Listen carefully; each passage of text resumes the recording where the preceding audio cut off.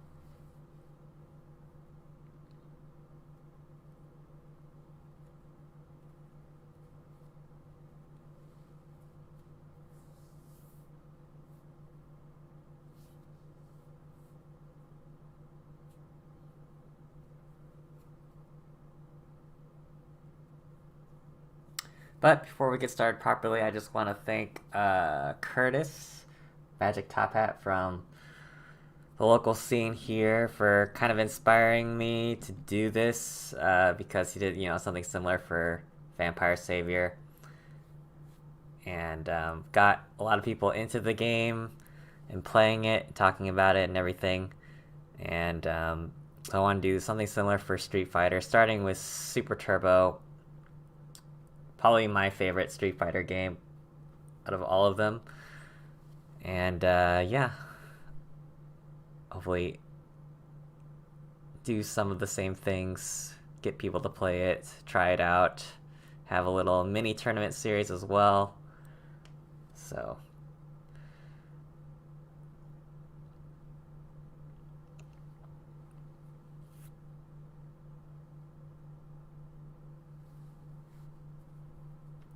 which I haven't worked out the full details of yet, but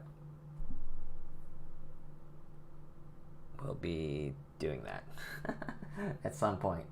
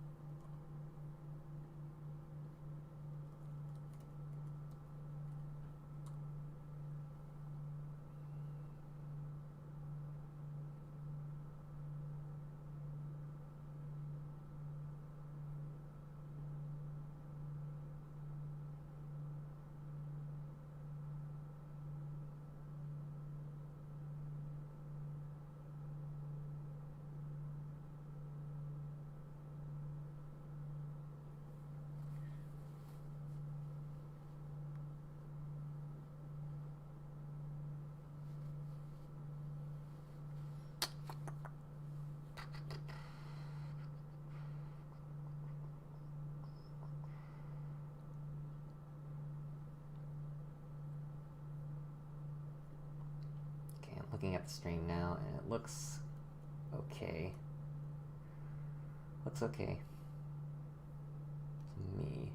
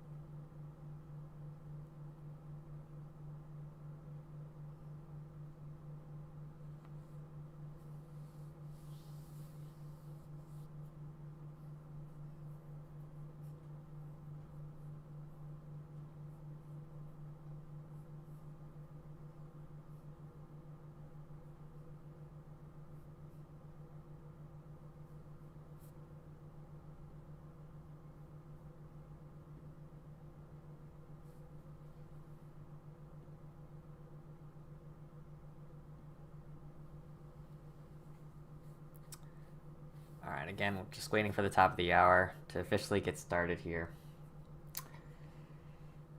So we can get, whoever wants to be in here from the very beginning in here, and we start at the official time that I stated.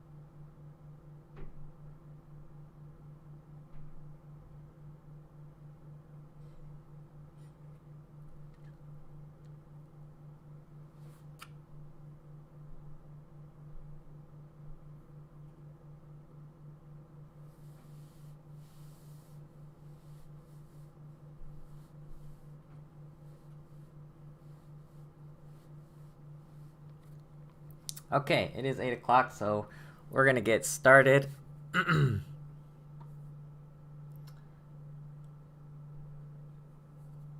Anyway, welcome to a tutorial slash guide for Super Street Fighter 2 Turbo, aka Super Turbo, aka Super Street Fighter 2 X Grandmaster Challenge as it's known in Japan. So a few things before we get started officially. So why am I doing this video? Many reasons. One is I feel like there aren't a lot of really good fighting game tutorials out there for complete beginners, and that's what I'm trying to aim here. If you've never played Super Turbo before, then this is aiming to help you get started. A little quick primer. Well, it might not be quick, but it'll be a primer. And we're going to go from the very basics all the way to some intermediate stuff when we get into the characters and whatnot as well.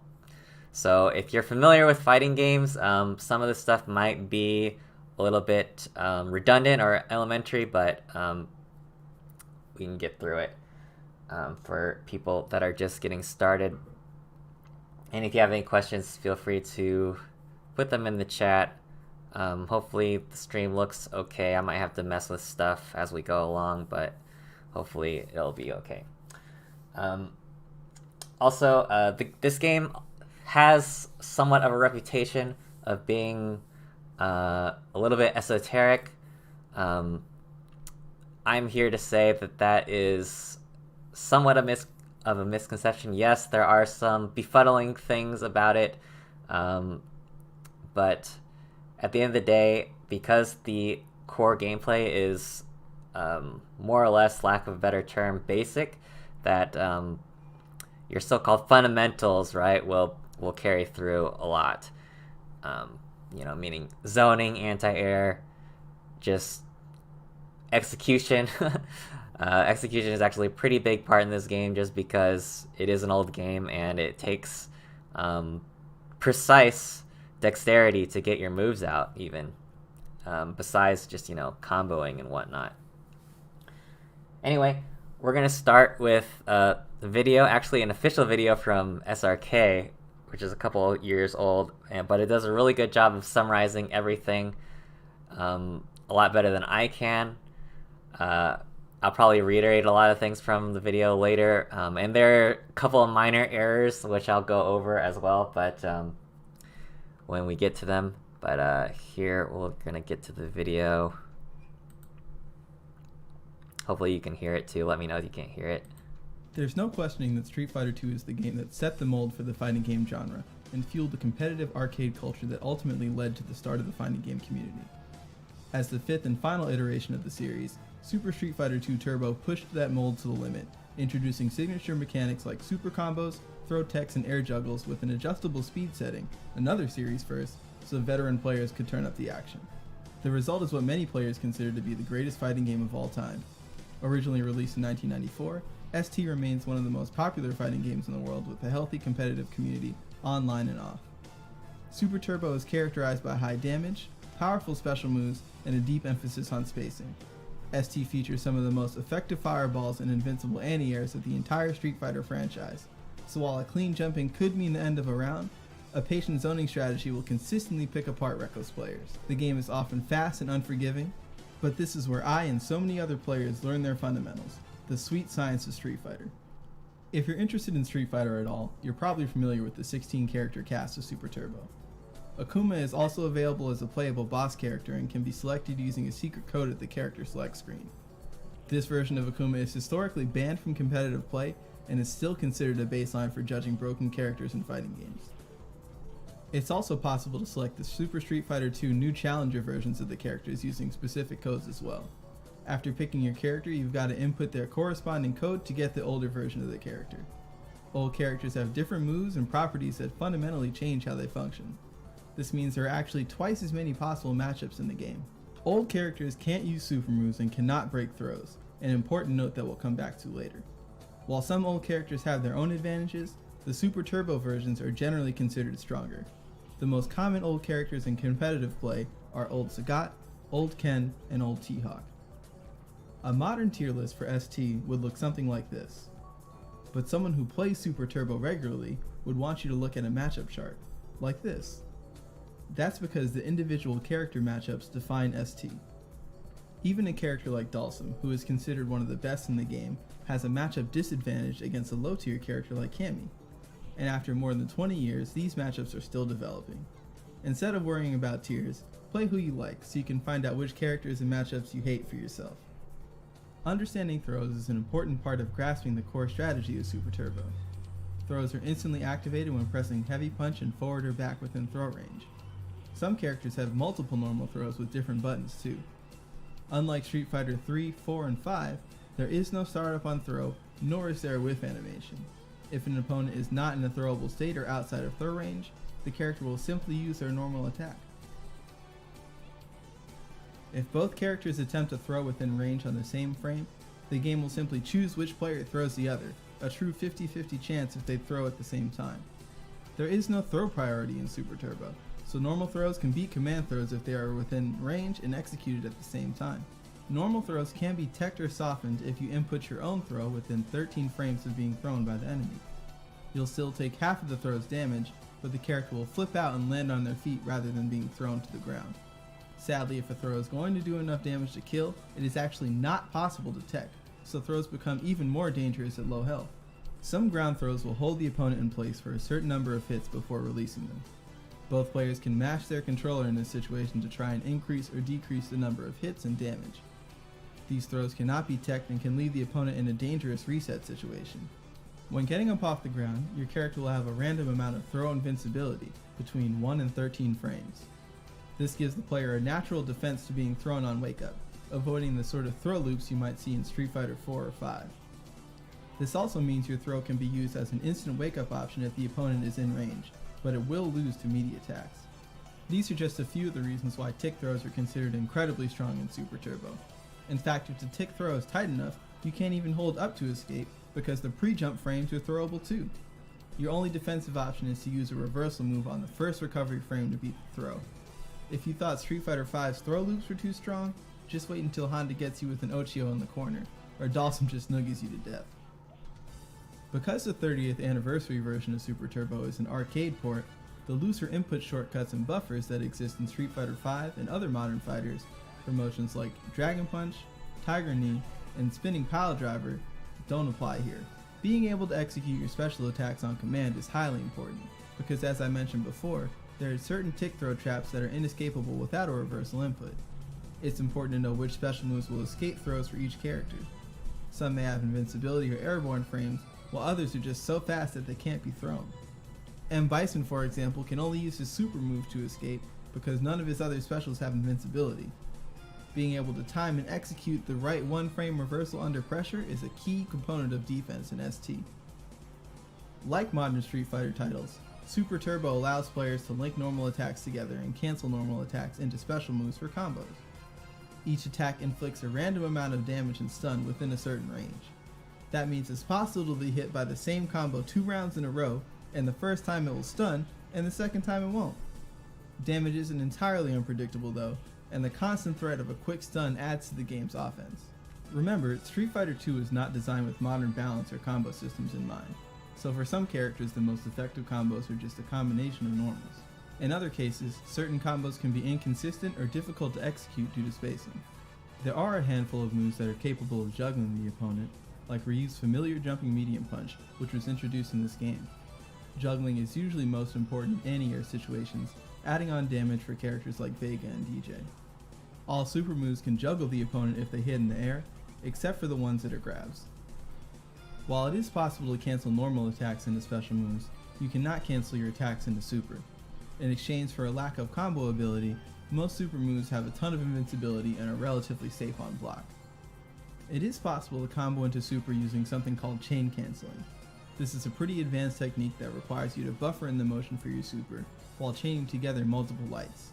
When performed correctly, the last light attack in the chain will be Kara cancelled into a super move before it comes out. Once you understand the throw system and basic commands of Street Fighter II, Super Turbo is readily accessible and you can find yourself playing dozens of fast-paced matches in a row. Keep in mind that the game was not necessarily built with 2 decades of competitive play in mind, so there are going to be strategies that feel cheap, or mechanics that don't seem to make sense, and even moves that may seem incomplete. But the game has stood the test of time and remains one of the most popular titles in the fighting game community for a reason. If you're interested in learning more about Super Turbo, from the mechanics of the game to its storied tournament history, be sure to visit strevival.com. Okay. Alright. So like I said, there are a couple of errors in that video, which we'll go over once I get to them.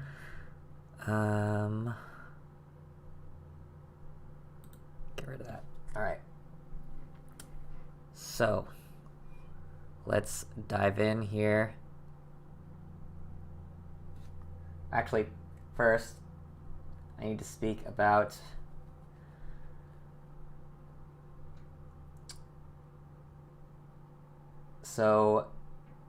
how the game works, like in a tournament situation. So this game has different speed settings. In the Japanese version, it is played the most standard way in tournaments is to play it on speed 3. The American version is usually done on speed 2. This is because the American version has a speed 0, so 2 and 3 between the versions is essentially the same. For whatever reason, this isn't a huge sticking point with players. I don't really know why. Because, on Fightcade, actually this, like, the state that the ROM is in, the speed is either on 2 or 1, and people seem to be okay with that. I don't really know why, again. Maybe there isn't that much difference between the speeds. I really don't know, to be honest. But if you're playing in a tournament, it's going to be set to speed 3 on the Japanese version and speed 2 on the American version, most likely. Also, your set is probably going to be 3 out of 5. This is more of a modern iteration. For the longest time, it's always been 2 out of 3 in America, and then, 1 game in Japan. But nowadays, it's because of the speed of the game and because of, the nature of it being so volatile, you might say, the standard is 3 out of 5 for all matches. So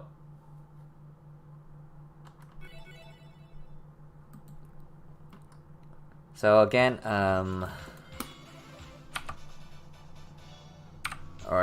let's start with how do you play this game? So I'm using Fightcade, which the link to download the Fightcade interface, or whatever you want to call the client, and the emulator and everything that you need is in the description of the YouTube video, and also the auto downloader, everything you need, and even this training mode script that I'm using is in the YouTube video description. And also there's Anniversary Collection, that is the 30th Anniversary Collection, available for all modern platforms, including Steam, which you can also use, that has the training mode and everything that you need to practice and all that stuff, and online play and what have you. But of course, Fightcade is free. And Fightcade uses the Japanese version. Differences between the two versions, American and Japanese, there are some minor ones, but they're basically negligible. Again, this is not really a sticking point with players. They don't seem to mind which version they're playing on.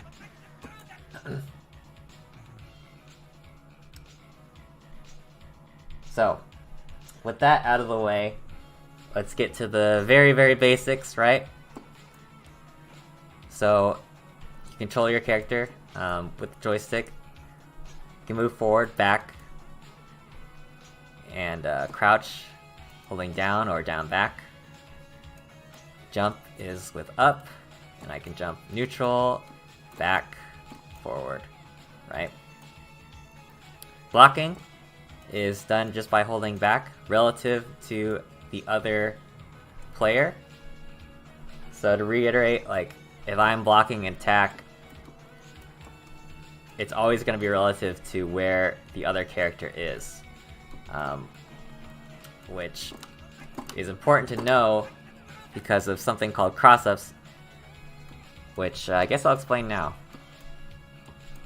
So a cross-up is a basic Street Fighter term for when you do mostly a jump attack that hits on the other side. And so what essentially that means is you have to block it the other way once they hit you, right? And most often this is done after a knockdown. So, like there, you'd have to block that the other way. So, as opposed to, if I'm Ken, instead of holding right on the joystick, you would have to hold left in that cross-up situation, right? And cross-ups are important for the player doing it because they offer a safe-ish way of pressure, because it'll be harder to reversal, do a dragon punch or something to combat you jumping in, and also they offer better combo opportunities because you are landing so close to them.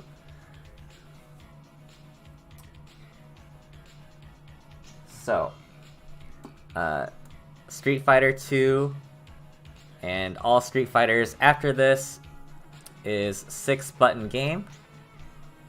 And so you have light attack, light punch, medium punch, hard punch, light kick, medium kick, and heavy kick, right? And for the purposes of this discussion, and just so you know it, I will be referring to these buttons as jab, strong, and fierce for light punch, medium punch, and heavy punch respectively, and short, forward, and roundhouse for light kick, medium kick, and heavy kick. Going forward, I might interchange between the two, just, you know, out of habit, but those are the common speaking names of those normal attacks. So again, jab, strong, fierce, short, forward, roundhouse. Alright. So again, those are your basic attacks, right? And you also have, so you have them all standing, right? And you also have them all crouching. And they're all different. You also have them jumping forward and back.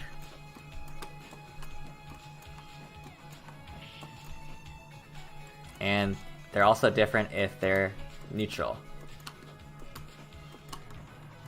Which is a novel concept at this point because Street Fighter V removed these entirely. Except for Chun-Li that has the spread eagle still. But yes. And also, in addition to these, some characters have command normals, or most characters have command normals, which are a direction plus one of the attack buttons, which do something a little bit different. So for Ryu, for example, which I have selected here, he has the forward fierce punch, so-called solar plexus strike. And he also has forward and medium punch, or forward strong, which is an overhead. Meaning that overhead means that you have to block it high. Should be also noted that most crouching attacks need to be blocked low. So most often, right, if common situation, right, you jump in, you do a low attack. So if you're on the defense, you have to block high to block all jumping attacks. So you block high and then you block low immediately, usually. Because they're going to go for, most often, a low immediately.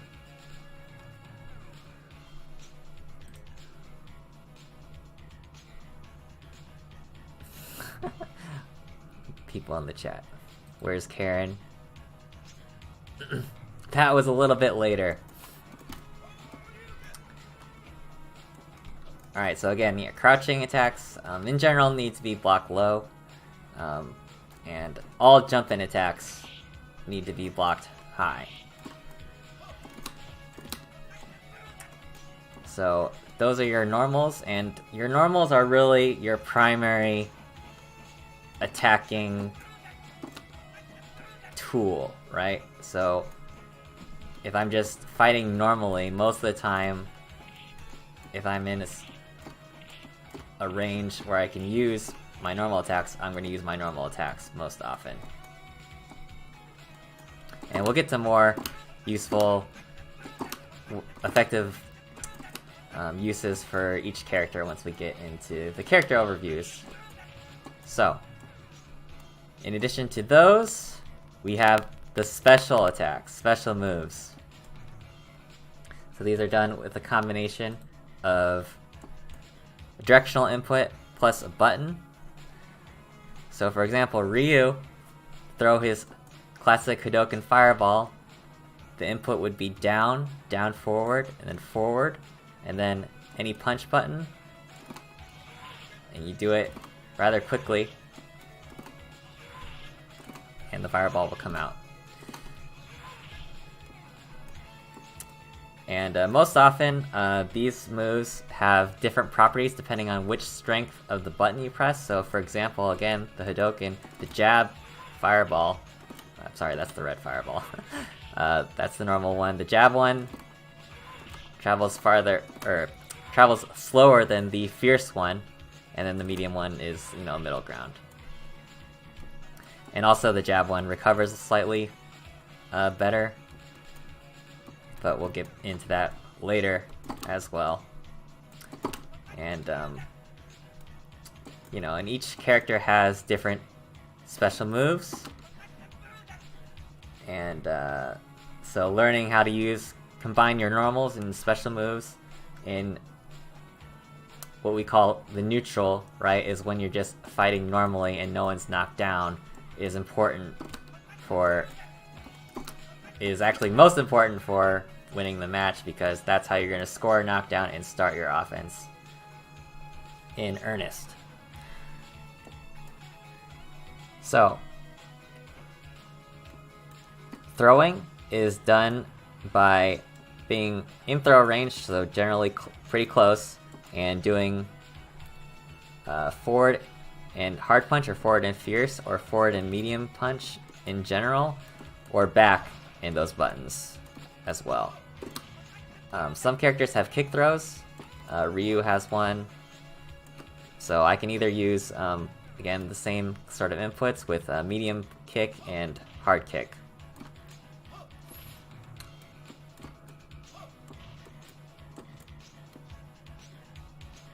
So as the video explained, you can tech or soften the throw, which you'll still take damage from, but you won't take as much damage by doing the same inputs, basically. And you can use, regardless of what kind of throw it is, what buttons the offender is using, you can use any of those 4 attack buttons. So either strong, fierce, forward, or roundhouse, and a direction, like one of the left or right directions. And you can also down back, if you're blocking, and press the button to tech as well. And you have a quite large window to do it. But of course you will still take damage. And again, as the video explained, throws are extremely important in this game. They're very, very powerful. So going for throws is a powerful tactic, powerful strategy, and knowing how to deal with throws is important to know as well. So again, we need to delve more into the mechanics of throws, because they are so important. So as the video explained, right, they come out instantly. So that's another reason why they're so powerful. They do a lot of damage, okay? So that does a lot of damage relatively to just like any given attack that I might do. You know? Especially given like how easy they are to pull off. Because again, like if they're not throwable, then I'm just gonna get an attack, right? I'm just gonna get an attack. You know? So the game will select whatever is the appropriate action given whatever the enemy is in, what state the enemy is in. So for beginners, right, you cannot be thrown when you're in block stun, or when you're in hit stun.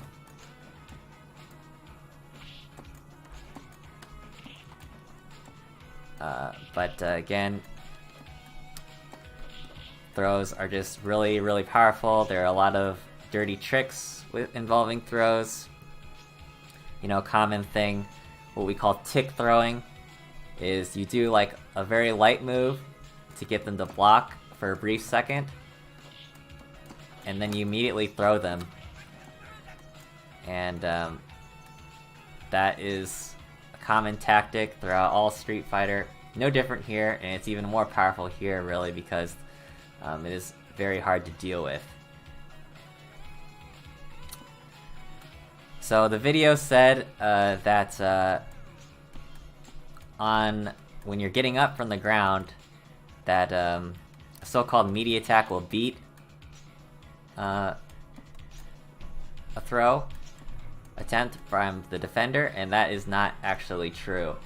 So I think what the video meant to say was that it'll beat an attack, a meaty attack, if it is out of the throw range. But if you're within the throw range, they can just throw you if they time it correctly. And that will beat out any meaty attack. So what's a meaty attack, first of all? So a meaty attack is like when you get knocked down, for example, and I do, for example, a low strong punch, and I time it so that the strong punch will hit while the character is getting up. And so if you imagine the character getting up, I'm doing my strong, it's out there, and so they would have to block that. They would have to block that, or else they would get hit if they do anything else, if they're not blocking. But if you time your throw at the first possible moment that you're getting up, that will actually beat that in all cases, as long as you're in throw range, of course. And different characters have different throw ranges, etc. So that is always something to be aware of. On the defense, being good at doing reversal throw is kind of key in a lot of situations, to be honest. And if you're having trouble with this, really I recommend, and this is what I do too, and a lot of players do, I think, is they just kind of mash on defense if they want to get a throw. And again, to reiterate, the throw input, you have to be doing either forward or back. It can't be down back, it can't be down forward, with only one exception, being Zangief. He has a crouching throw, but every other character must do a back or a down, or sorry, back or forward input along with it. So that means that you cannot crouch block. So that means a low attack will often beat a attempt to reversal throw. So a lot of times people on defense, they'll be mashing the throw, right? If I'm pressuring them, if I jump in, they might be mashing throw, and so I'm gonna do a low attack to beat that. And that will hit them if they're doing that, every time. Given that you do it correctly.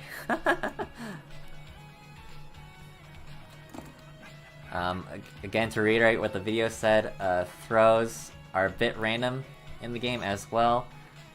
As far as mechanics-wise, you have a random amount of throw invulnerability when you're getting up. And let's say if you both throw at the same time, the game will randomly choose which one will actually execute, but the other player will tech. And again, if the damage for the throw is enough to kill, it will always kill you, and you cannot tech it. Okay? So going back to special moves for a second, we need to talk about reversal attacks. So a reversal attack is something where, mostly on defense, as you're getting up or as you're recovering, it is more accurate. You do a special move and you time it so it comes out on the very first possible moment that you're getting up, and a reversal attack message will come up on the screen if you do it correctly. And so that's most often done with your invulnerable attacks, such as Ryu's Dragon Punch, because it is invincible, and if the other player tries to do a melee attack, then they will get hit by that. So again, this is also one of those things that ST is pretty notorious for. You only have one frame window to do this, as opposed to modern games, which you have a little bit larger window. Oh, something I also forgot to mention about normal attacks, you also have close normals. So this is close jab, for example, close strong. And these are different as well for each button. And should be mentioned as well, just because, again, Street Fighter V, these do not exist.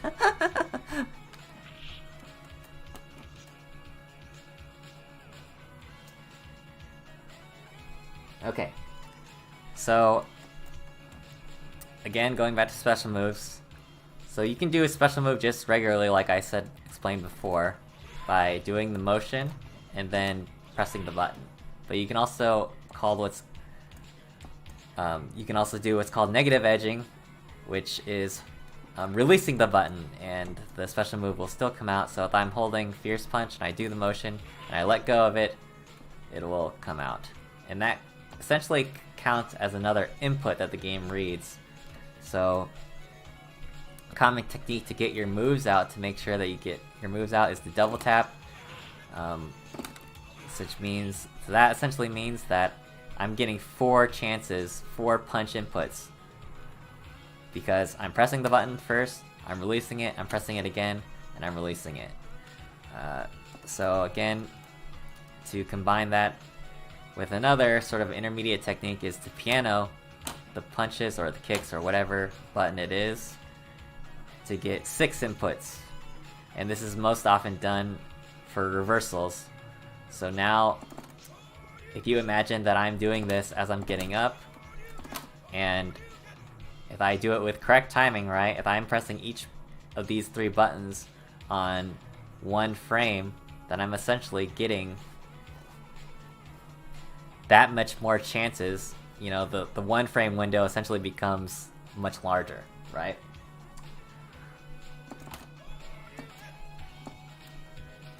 Because we don't really necessarily care which version of the Dragon Punch that we get on our wake up, because they're all invincible. We just want a Dragon Punch to come out. We don't care which one. So we would piano like that by rolling our fingers across the punch buttons or whatever kick buttons, if you're doing Hurricane Kick, for example. So that's getting more into the intermediate side of things. Okay, so Street Fighter 2 also introduced special canceling, which is canceling a normal attack into a special move. So what that essentially means is I'm doing a low forward kick, and before this animation plays out where Ryu pulls his leg back, I'm doing the motion for Fireball, and it's canceling that animation, and it's doing the Fireball. Fireball comes out. So old school players might call this a 2-in-1. and this is, key for comboing and execution and all that stuff. And to keep yourself safe, because, for example, this low fierce from Ryu is not safe even on hit. I can be punished, but if I cancel it, then I can make myself safe. And there you go. That's special canceling. So now each character has a super move, given that you've chosen the Super Turbo version of the character. So Ryu, the motion is a double fireball motion, so down, down, forward, forward, down, down, forward, forward, and then any punch. As a general rule, these super moves for each character are all invincible, and a lot of them are safe. Okay, so they're coming from modern fighting games.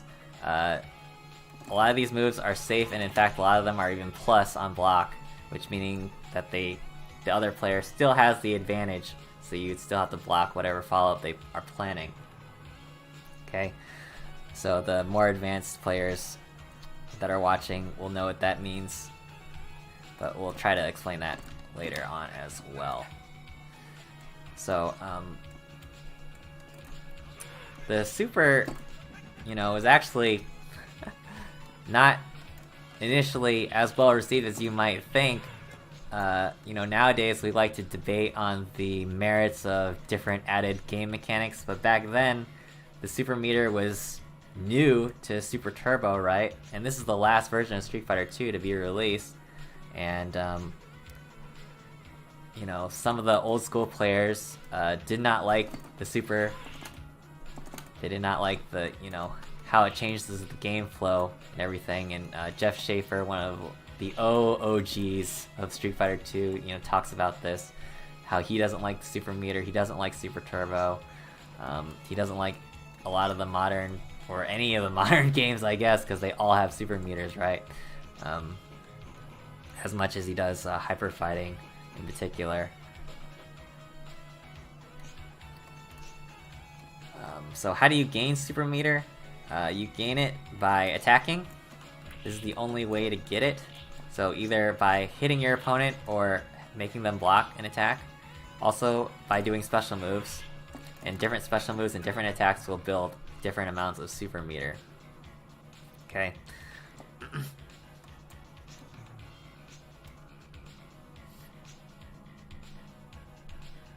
Alright, so that's the basics of controlling your character. So, which character should you play? We're getting into the stuff that I get asked about a lot about when it comes to Super Turbo. T-Hawk. Yeah. I wouldn't recommend, but, yeah. Let's look at, tier list. So this is modern tier list here. I think this is ordered within the tiers. I think the characters, ignoring the old characters on the right. So on the left, I think the leftmost character they consider stronger. So you can see these are the big four at the top here, as they're called: Sim, Balrog, Vega, and Chun-Li. And then the rest of these, right? So this is another thing about ST that gets talked about a lot. It's a big talking point, is the balance, or lack thereof of balance in the game, which is very true. The game is not balanced at all. These four characters, especially these, these four, and including also making 5, kind of dominate tournaments. A lot of top players use them, and they are very, very hard to deal with if you're anyone else, for the most part, in general, because they don't have a lot of bad matchups. And again, as the video kind of explained, you know, Super Turbo players will tell you that, oh, don't worry about tier lists so much, it's more of a matchup game. I'm here to tell you that's kind of a misnomer, to be honest. In theory, that's nice to say, but in practice, like I said, in a tournament situation, most of the top players that are going to be winning, that are going to be placing highly, are going to be using these 5 characters and throw in Ryu in there as well.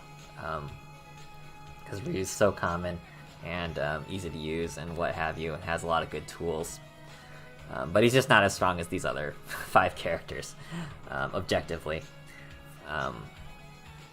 And, you know, saying it's a matchup game is, again, nice to say if you bring in counterpicking into the mix, but a lot of players do not counterpick.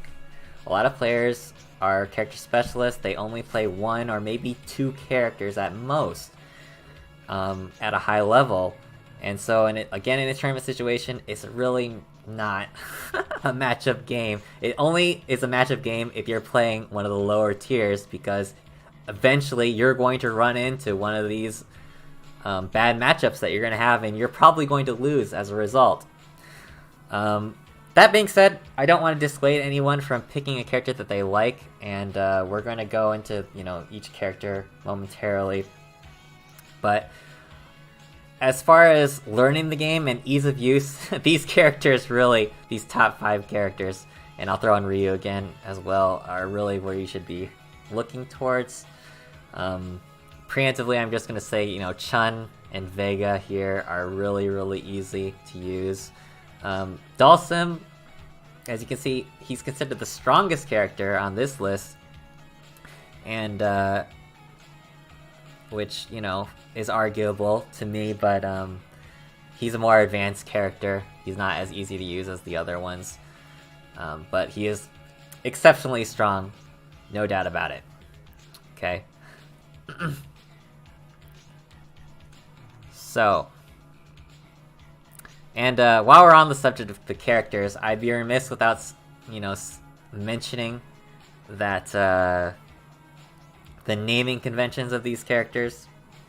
So, the characters we know as M. Bison, Vega, and Balrog are named Vega, Balrog, and M. Bison, right?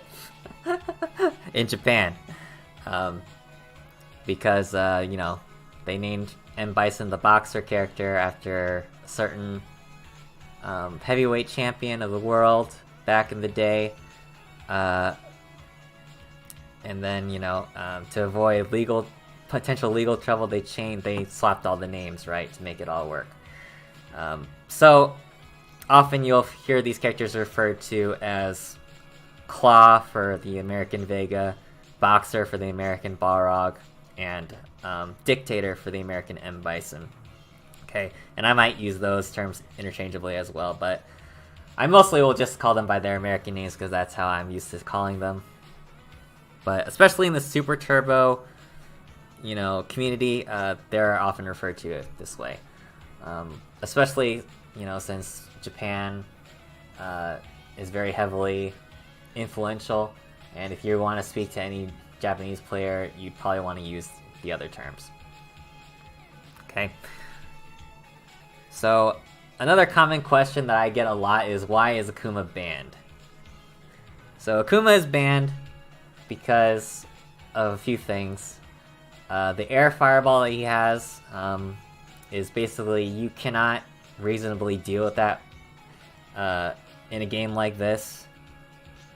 The amount of space that it controls and the screen space that it does control is so unique, and it's incredibly hard to deal with, and if not impossible to deal with. And also, his special moves, especially his Hurricane Kick, juggles if it hits. So if I just hit you with a random Hurricane Kick with Akuma, I can juggle you into a Dragon Punch or whatever. And it does a huge amount of damage, not to mention his Raging Demon Super, which basically kills you if it hits. Alright. So that is that. So let's get rid of that. So this is how you select the old characters. The codes. So for example, I want to pick Old Sagat.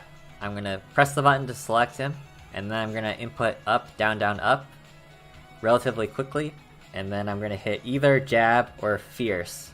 And it'll only work with those two buttons, and then you'll hear a little sound and to verify that you've done it correctly.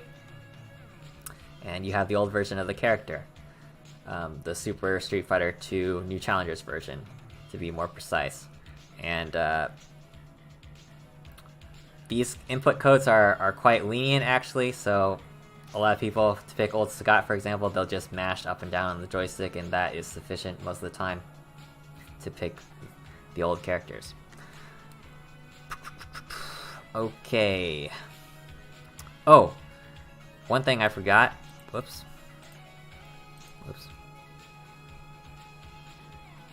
So one thing I forgot to mention, the video got wrong this as well, is you can in fact cancel certain normal attacks into supers, not just jabs and things, as the video mentions, but you can cancel, for example, Ryu's low forward into his super.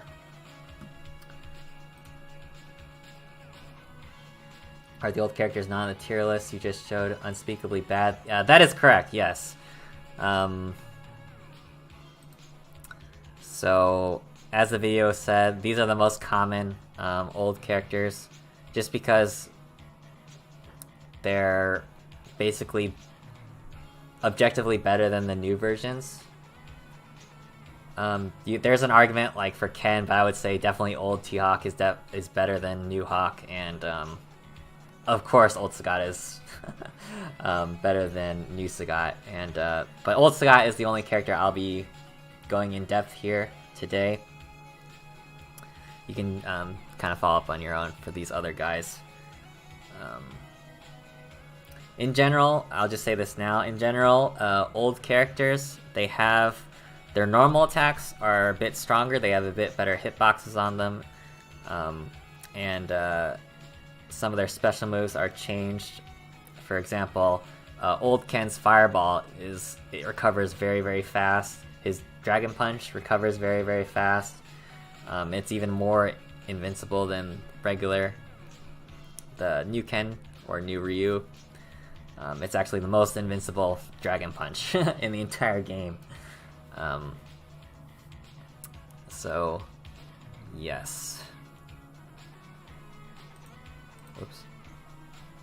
So going back to what I was saying before, it is possible to cancel certain normal attacks into your super. The technique to do this, so basically what it comes down to is it's just like a really, really fast input in layman's terms, but in practice, the technique you need to do to get this to work is, so normally in a modern game, for example, you would just do low forward, and then I'm going to input double fireball to make that come out, but as you can see, that did not combo. It only did the 5 hits of the super. But in this game, that won't be sufficient. That won't be fast enough, so what you have to do is you do the first quarter circle forward, and then as you're going down, you press your kick button, or whatever normal that you want to do. So low strong also works, I believe. So again, to reiterate, you do first quarter circle, and then as you're going down for the second quarter circle, you press kick or whatever, and then you finish out your second quarter circle, and then you press punch really, really fast. It has to be done really, really fast. I'm not going to demonstrate it because I'm really, really bad at it, and it's difficult. It might be less difficult for y'all at home, but for me, it's extremely difficult, and while practicing for this, I can only do it a few times. Which is sad because I actually use this character, right? He's not my main character, but I use him, and be able to do that is actually pretty key. So, even more respect to the player. Like, they make it look so damn easy, but in fact, it is not easy. Okay, I'm here to tell you that. At least for me, I don't know. Maybe it's easier for you, but for me, it is very, very difficult. Okay, but that's how you do it. Okay, just for your reference, that's how you do it. Go home and practice. I can't do it that well, in fact. Anyway, so moving on.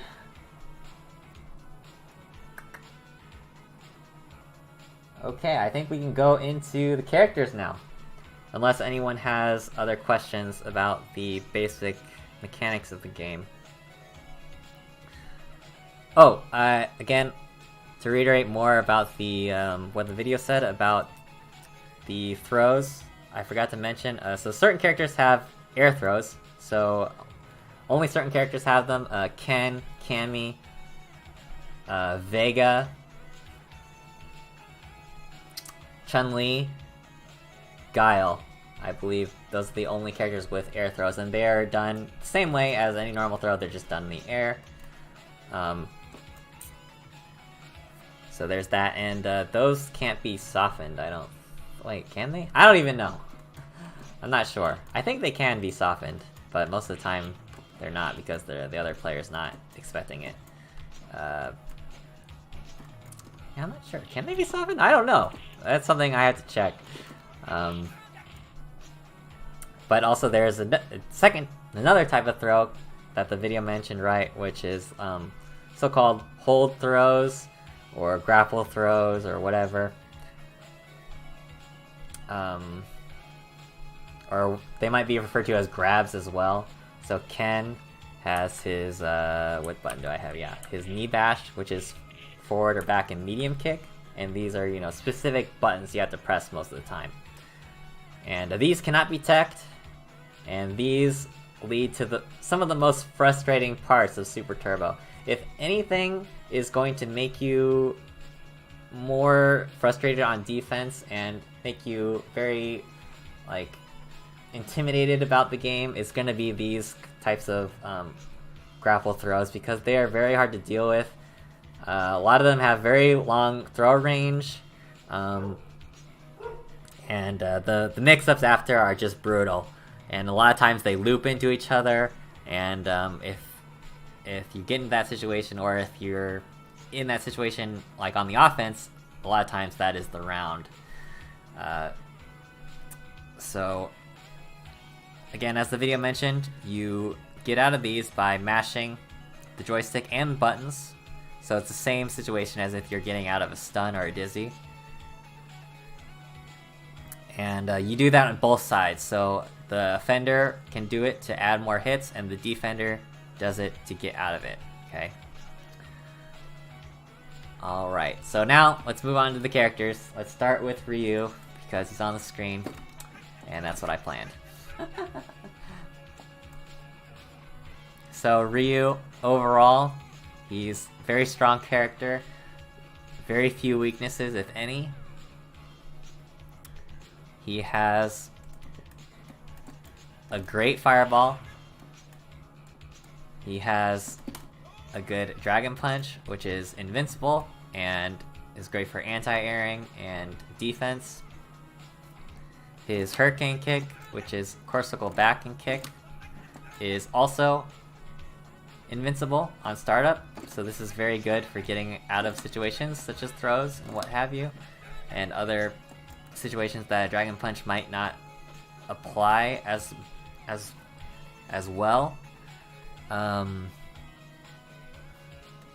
And there are a lot of tricks you can do with this one,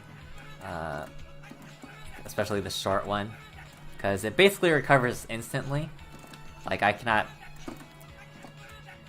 unless he hits me out of the air, like, if I land, I'm basically safe.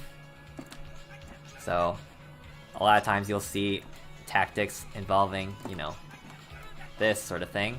I'm gonna do a short Hurricane Kick, making you block. You know, you might think I'm doing a roundhouse one that might hit you, so you're gonna block, and then I'm just gonna land and throw you. And the opposite of that, I'm just gonna, you know, this. That's a very common thing to do, and So again, Fireball, very, very good. Very, very good hitbox on it. Good traveling speeds, good recovery.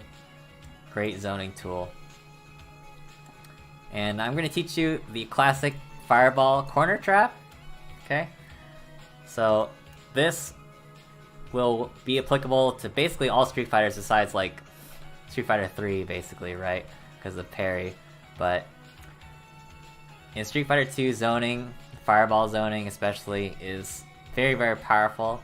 And Fireball traps are a core part of that.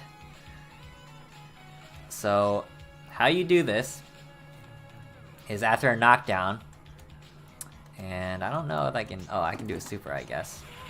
So, okay, let me do this again. So he's knocked down, I'm gonna do, so let me explain it first.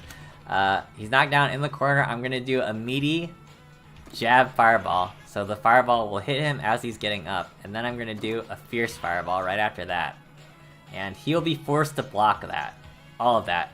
If he tries to jump, the second Fireball will either hit him, or I'll have more than enough time to Dragon Punch him. And also in Super Turbo, you can take this a step further, and you can do a meaty jab Fireball. You can do a second jab Fireball and then a fierce Fireball, and that will also work. And they'll have to block all of those. You know, give or take, depending on the character. Ken can do some things to get out of this, so he doesn't have to block everything, but they for sure cannot jump out. If they try to jump, you can always DP them, or anti-air them.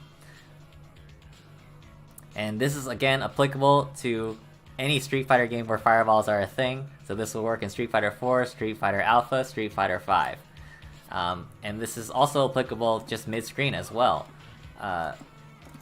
Most often, you'll only get the 2 fireballs. In the corner, you can definitely get 3.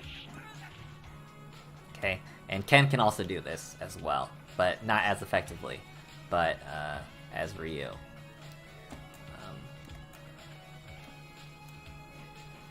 Okay.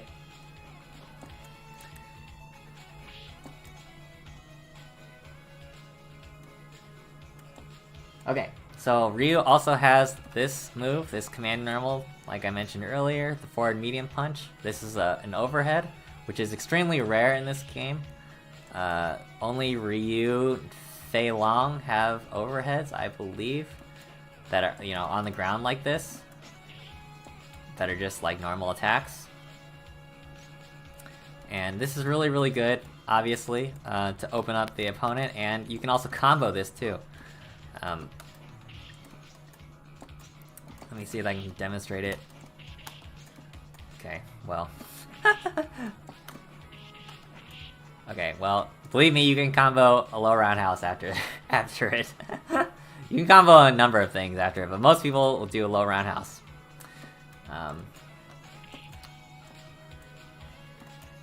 So speaking of low roundhouse, this is also a really, really good button. You can cancel it as well. So in some versions of Street Fighter, he has this.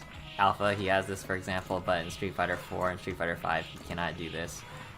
Street Fighter Cross Tekken, he can do it, but this is really, really good. So, you know, most of the time, I think, when I'm playing Ryu, I want to do low roundhouse into Fireball, because I think it goes a little bit further. Maybe it doesn't, I don't know. But it knocks down, potentially, so that's always good. It's pretty fast as well. He also has this move, the jumping medium punch. So if you catch them jumping, it'll juggle into itself. So I can do a jumping medium punch, another jumping medium punch, another jumping medium punch, and a little combo. And then after that, you can even combo a super. If you have super.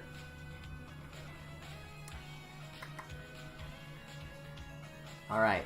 Also, I should mention, for a little bit more advanced tactic, is safe jumping. So, and I'll mention this with Ryu here as an example. So after I land any Dragon Punch, the opponent is knocked down, And I can time a jumping attack as he's getting up, such that if Ken, or I guess Ken's a bad example, but let's say it's another Ryu. If the other guy tries to Dragon Punch me, I can time my jumping attack as he's getting up, so the Dragon Punch will not hit me. But if he blocks, then he'll have to block my jump in. And this requires some precise timing, although it's not as hard as you might think. It just requires practice. And so that's a very powerful thing you can do with Ryu. Again, against Ken, it's kind of wishy-washy because Ken can technically do a faster Dragon Punch with his fierce version of it, which will actually beat a safe jump setup. But yeah, let's say it's like another Ryu or any other character, basically, that safe jump will work if you get it down.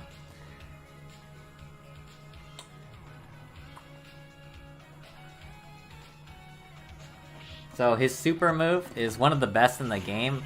It will blow through any other projectiles, so that's another common tactic you'll see. If Ryu has a super and he's fighting another fireball character, the opponent has to be wary of this super because I can just unleash it on reaction to your fireball and go right through it and hit you. And this move is safe, so I cannot be punished for just throwing it out there. It's invincible. So again, when Ryu has super, you really have to be careful, because I can basically throw it out almost for free unless you predict it and jump over, or jump it in general, and I'll be safe. And if I'm close, I believe I'm at advantage. So there you go. I swear there was something else I had to say about Ryu. Maybe I'll think about it later. But let's move on to Ken now.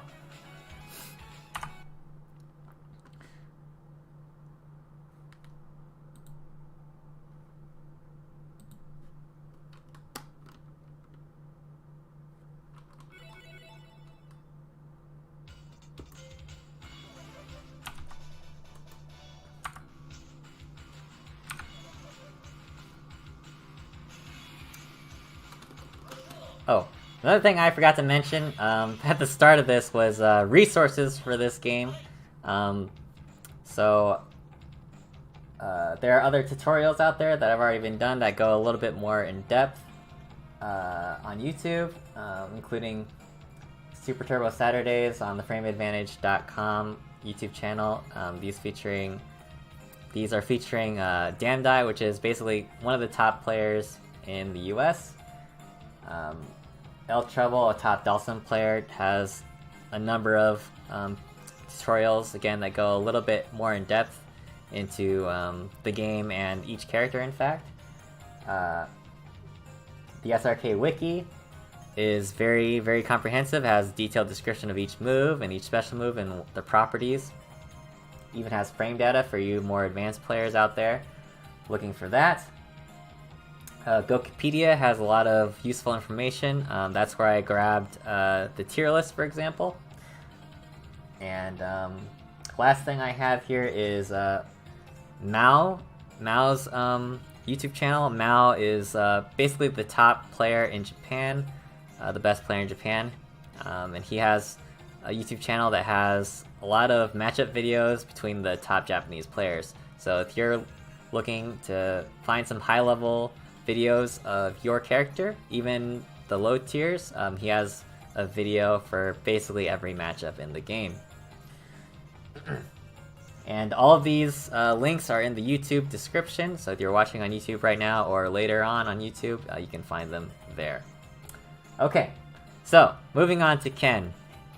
So Ken obviously is much like Ryu. He has all the same special moves in name, but they're slightly different. And also his normal attacks are different, right? He has this stand roundhouse, which is a really good poke. And other things, right? But let's go into the sort of the differences between him and Ryu first. So his fireball is a bit slower on startup, I believe, and recovery for sure than Ryu, so it's not as strong. Also, you can tell the fireball moves a bit slower in the versions. So the jab one, I believe, moves slower than Ryu's jab fireball, and the fierce one moves slower than Ryu's fierce fireball. Okay.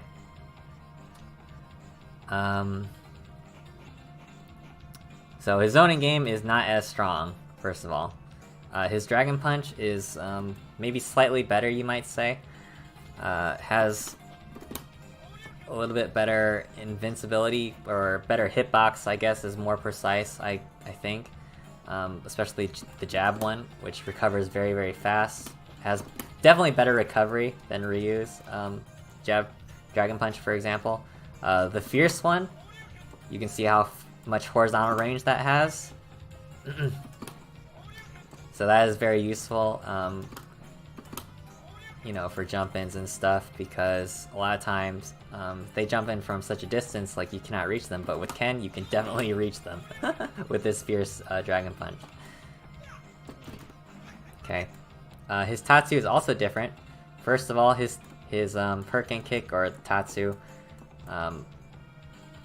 it is not invincible, like Ryu's is. And also, it does not knock down. Okay?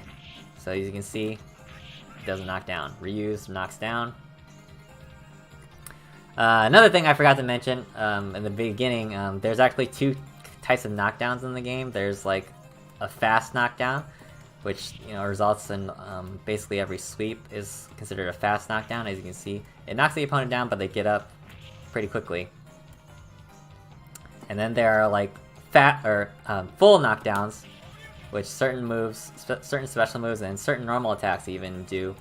So Dragon Punch, whoops, is a full knockdown. So it takes, and every super move that lands is also a full knockdown. So that's an important distinguishing thing. So those are sort of the differences between the special moves of Ken. And one cool thing you can do with his Hurricane Kick is the so-called Juice Kick.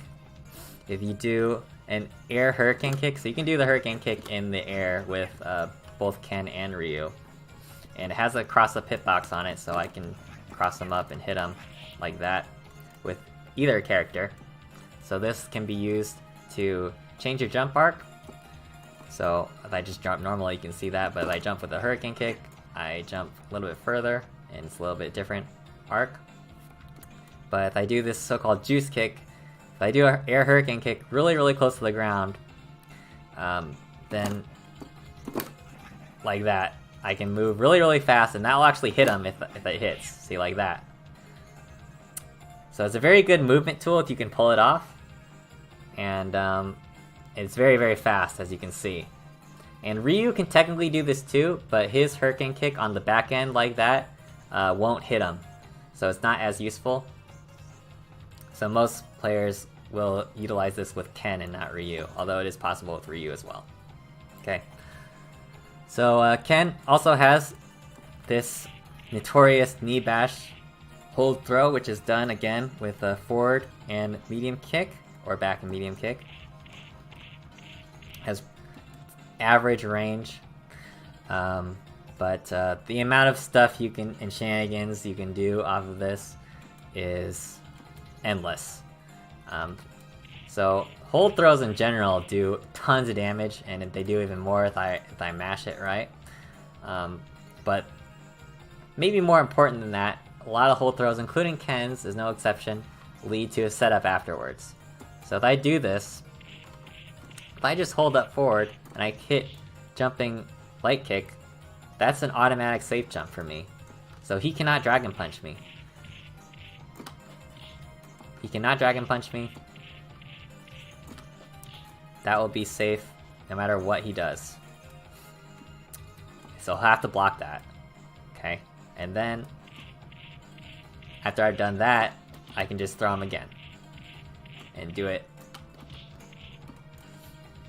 So the only way that you can get out of this is by reversaling after I land from this, or by reversal throwing me after I land from that particular setup. There's also more things I can do. I can walk under you and cross you up like that. You know, I can walk a little bit slightly and do a cross-up jump attack like that. And then I can just mix this up as well. I can just do this. I can do a Dragon Punch. So if you're trying to mash, throw, reversal throw, I can just Dragon Punch you. And this Dragon Punch is so fast and it recovers so fast that I am basically safe anyway, even if you block. Okay. So you might be thinking, man, that sounds all really, really cool. You know, why is Ken so much weaker than Ryu? If you remember the tier list, Ken is pretty damn low. Basically comes down to his super is not as useful, and his fireballs are not to be used in the same way that Ryu can use his fireballs, because they recover that much slower. And you know, that combined with the speeds at which they travel, they're just not as good. Speaking of his super combo, as I was mentioning, it's not as good as Ryu's, but few supers are, to be frank. But Ken's super is pretty good overall, I would say. One thing I learned very quickly as a beginner is that this move basically has no recovery on landing. Look at that. I can just immediately land and throw him, right? That happened to me so many times as I was learning this game.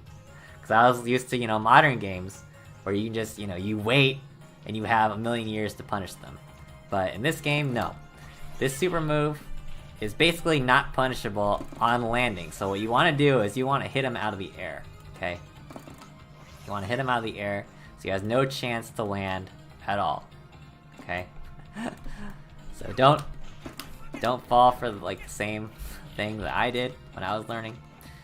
Know about this. You want to hit him out of the air, okay? So to combo this, as the video mentioned, you can do something called renda canceling, or basically you're Kara canceling a normal into the super combo. And let's talk about Kara canceling just for a little bit. This is a more intermediate to advanced technique, but should be mentioned because it is a thing in this game and it's relatively easy to do. So a Kara cancel is basically Japanese term meaning empty cancel, which means that exactly what it means, what it says. I'm gonna do a move and I'm just gonna cancel that immediately into a special move without them having to block or being hit. So the way you do this is you just do the inputs really, really fast. So the proper way to do this, if I want to Kara cancel his low roundhouse, for example, into a fireball, or maybe his standing roundhouse is better, you would do the fireball motion, and then you'd press the kick button, and then the punch button really, really quickly. Like that. Whoops. So right there I did it. And that you can't really see probably on the stream or in the video, but if you were to slow it down, you could see the first few frames of the kick coming out and the fireball coming out after that. So this has some special uses, especially when it comes to comboing in this game. In other games, it might move you forward a little bit and stuff like that. And also there's also some other funny things in this game that I can get into as well. For example, if you Kara cancel fireballs with a jab, I can get the jab's recovery on the jab version of the fireball's recovery on any fireball that I do. So if I Kara a jab into the Fierce, that's the jab, because I messed it up, but yeah, if you Kara cancel a jab into like Fierce Fireball, for example, you'll get the jab fireball's recovery. This is useful because, I'm not sure for Ken, but for Ryu, for sure his jab fireball recovers 1 frame faster than the other ones. So if you were to do that every time, in theory you could get the jab recovery for every fireball that you throw. But let me show you how to combo his super, Ken's super. So again, this is kind of an empty cancel technique. So the way you do this is so the full combo is 2 low shorts into the super.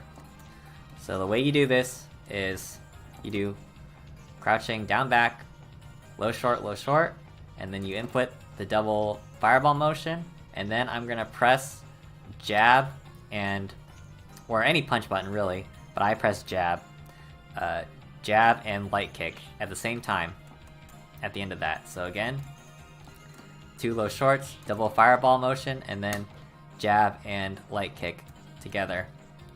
And let me see if I can do it. Okay.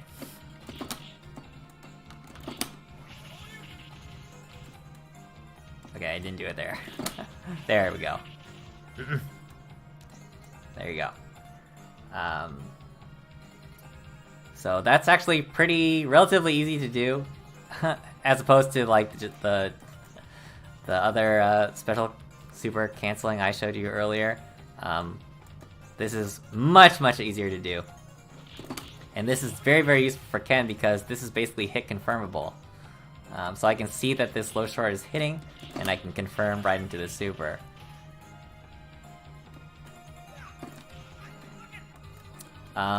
It should also be mentioned that this super has a glitch in the game, which is really a big drawback for this character. So the glitch is you cannot use the super as a reversal at all. The game will not let you. So if you do the super motion as a reversal, what the game actually does, it will come out with the last special move that you did. So if I did a fireball or a hurricane kick as the last special move, if I do this super as a reversal, it will come out with that last special move. That's just that's super turbo for you, okay?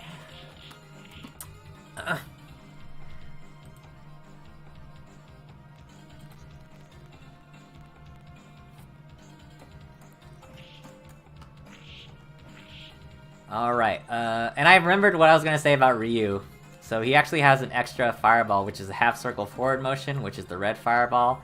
It grants a full knockdown if they're close, and I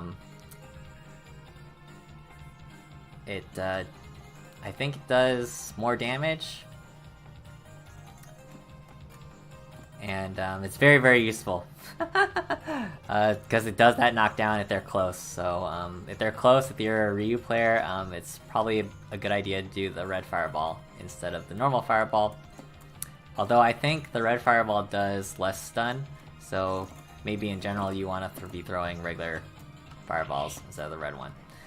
But yeah, okay, so that's Ken. So for the rest of the characters, I really don't have any planned order, so if anyone has characters they want me to explain first, otherwise I'm going to go into some of the characters I'm a lot less familiar with to start out with.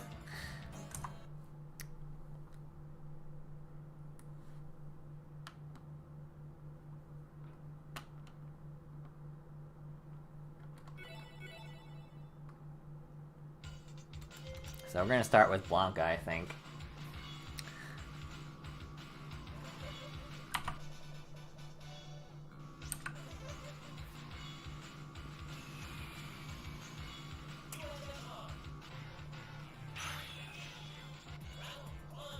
So Blanca is a pretty bad character in this game. In previous versions of Street Fighter 2, he's actually very good. But in this version, he's been significantly toned down. So why would you ever want to play this character? I really don't know why. He kind of fits in the archetype as E Honda, so like a lot of his moves do the same things as E Honda, it's just not as good. So To be honest, I really don't know why you'd pick this character, but regardless of that,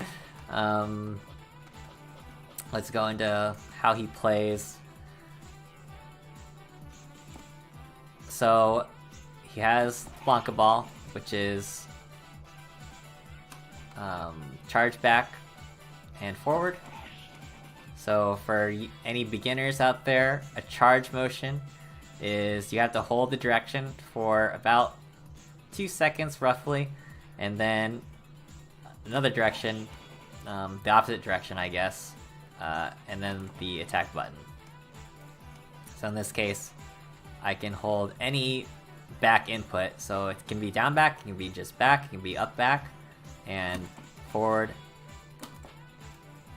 and a button. Punch in this case. I don't think you can do down forward for this. Yeah, it has to be forward. And that's true for most of these motions that are just like 2 inputs. It has to be a forward input, actually forward. Charging back, I can do all the backs, any back that I want, but forward has to be forward. Okay. So, Blanca Ball, this is a really unsafe move. It can also be beat outright by a lot of attacks, so it's really not that great. You only kind of use this as for like combos and stuff, and even then you can be punished in some cases. So that's really not a great move. I mean, it can catch your opponent off guard a little bit, and I believe it is invincible as well at the start. But yeah, in general, not really that great. And the SRK Wiki has, I believe, a full list of all the moves that punish this move for each character. So, yes. So, low roundhouse is actually a pretty good move.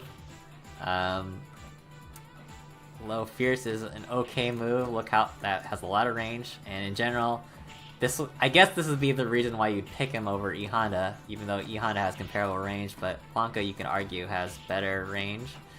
His jump attacks are very long range, and they're very, very good, actually. This is one of the strengths of the character. His jump attacks are very, very strong, and if he get you, if you're kind of a weak defensive character, and he can get you just jumping light kick especially, is very, very annoying, very, very hard to deal with for some characters. I should also mention at this point that basically all light moves in the air, so jumping jab and jumping short, as a general rule, they will be out there. Their hitbox will be present throughout the entire jump arc, as opposed to the other attack buttons where I have to time my button press to when I'm going to actually hit the opponent, whereas if I do jump jab or jump short, I can just press it immediately and it'll be out there all the time. And in general, also, that these moves have a lot of what you might call priority, meaning that they'll beat out a lot of other attacks in the air.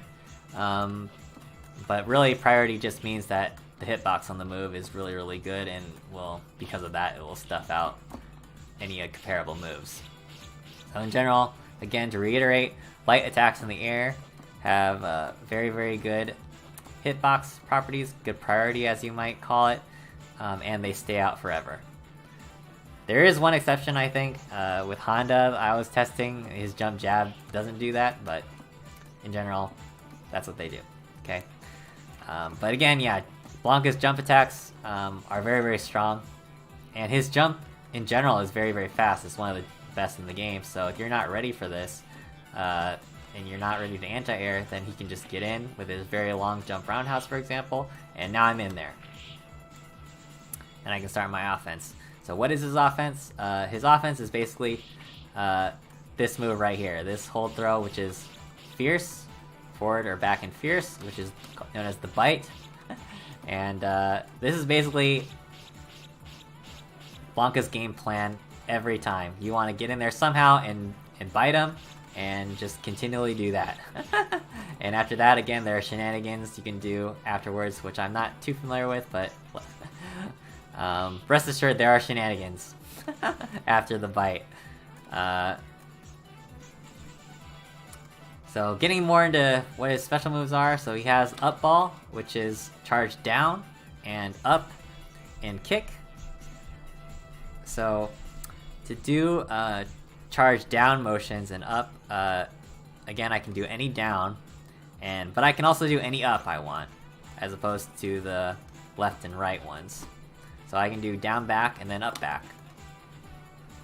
And this is important for charge characters, characters that use charge motions exclusively, in that if I do down back to up back to get this, then I can still hold my back charge. So if I want to, do anything else after that. And this is essential for playing charge characters, because you always want to be charging if you can, because then you'll have access to your special moves. Okay, but yeah, going back to up ball, this is a very, very good anti-air attack. It is invincible on the start. It is very, very fast, such that it is very hard, if not impossible, to safe jump Blanca. So once you knock him down, I recommend, if you're fighting against Blanca, just stay away from him. Just stay away from him. You don't want to be close to him anyway, because you don't want to get bitten. You don't want to give him the opportunity to reversal throw you and bite you anyway. So just stay away from him. Keep him out, anti-air him, be ready for his quick jump roundhouse, his quick jump short, quick jump jab, all of this. A common shenanigan that people do, they'll do a jab ball or a medium ball, get you to block, and then immediately grab you, right? This is applicable in Street Fighter 4, Street Fighter 5, this is a common tactic, and indeed, this is a tactic here. He also has this hop, which is done either back or forward in all kicks. This is useful because it builds meter, in fact. So you can just build meter, doing this. I can just build meter. Unfortunately, the meter that you're building is not going to be very useful, because Blanca's super is one of the worst in the game, if not the worst. So, it is invincible, just like the rest of them. However, it is, unlike a lot of them, this is for sure unsafe. For sure unsafe, unblock. Okay, and the way you do this is you charge back, then I go forward. It can be any forward, and then back again, and this time, very quickly, and then forward, and then I do any punch. And if I hold down punch, then I can kind of hold it in place like that. This doesn't really have a use. I think it might... in modern games, if you do this and you hit them, then it adds more hits, but I'm not sure if that's the case here. Anyway, this super is really bad. It can be used to anti-air, I guess. That's one use for it. But you can't just throw it out there like you can basically all the other supers in the game. Because it is unsafe, and it's just really bad. Okay. Okay, electricity is done by mashing punch button 5 times in rapid succession. And unlike future titles, you cannot do, you cannot piano the punch buttons to get the inputs. It has to be the same punch button done. And the stronger the stronger punch or whatever that you use, the harder this is to come out. That's true across the board for all these mash type moves. But electricity is actually, if you can get it out, although the hitbox is not doesn't have a really good reach, it does grant a full knockdown if you hit him, and it's you can't jump at him at all. It'll definitely anti-air. So it's useful for that if you can get it out. And yeah, again, it does give you a knockdown, but again, the utility of this is limited because of the range and all that stuff. He also has this, what I call the rainbow ball. It's a charge back and forward, and then a kick. This is really bad. Really unsafe, really slow. Basically, the wiki says that you should never ever use this. Should also be noted that his up ball, or maybe the rainbow ball. No, the rainbow ball is new in this game, but the up ball in previous versions of the game actually had a hitbox going up. Or coming down, I should say. So like, there was a hitbox coming down. Which was ridiculous. But that's no longer the case. But anyway, that's Blanca. He's really bad. I don't really know why you'd pick him over E Honda. They kind of do the same thing. So, on that note, let's move on to E Honda.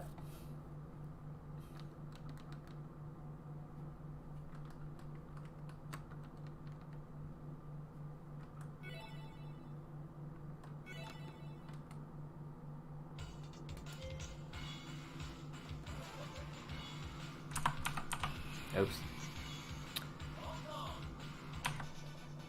Okay.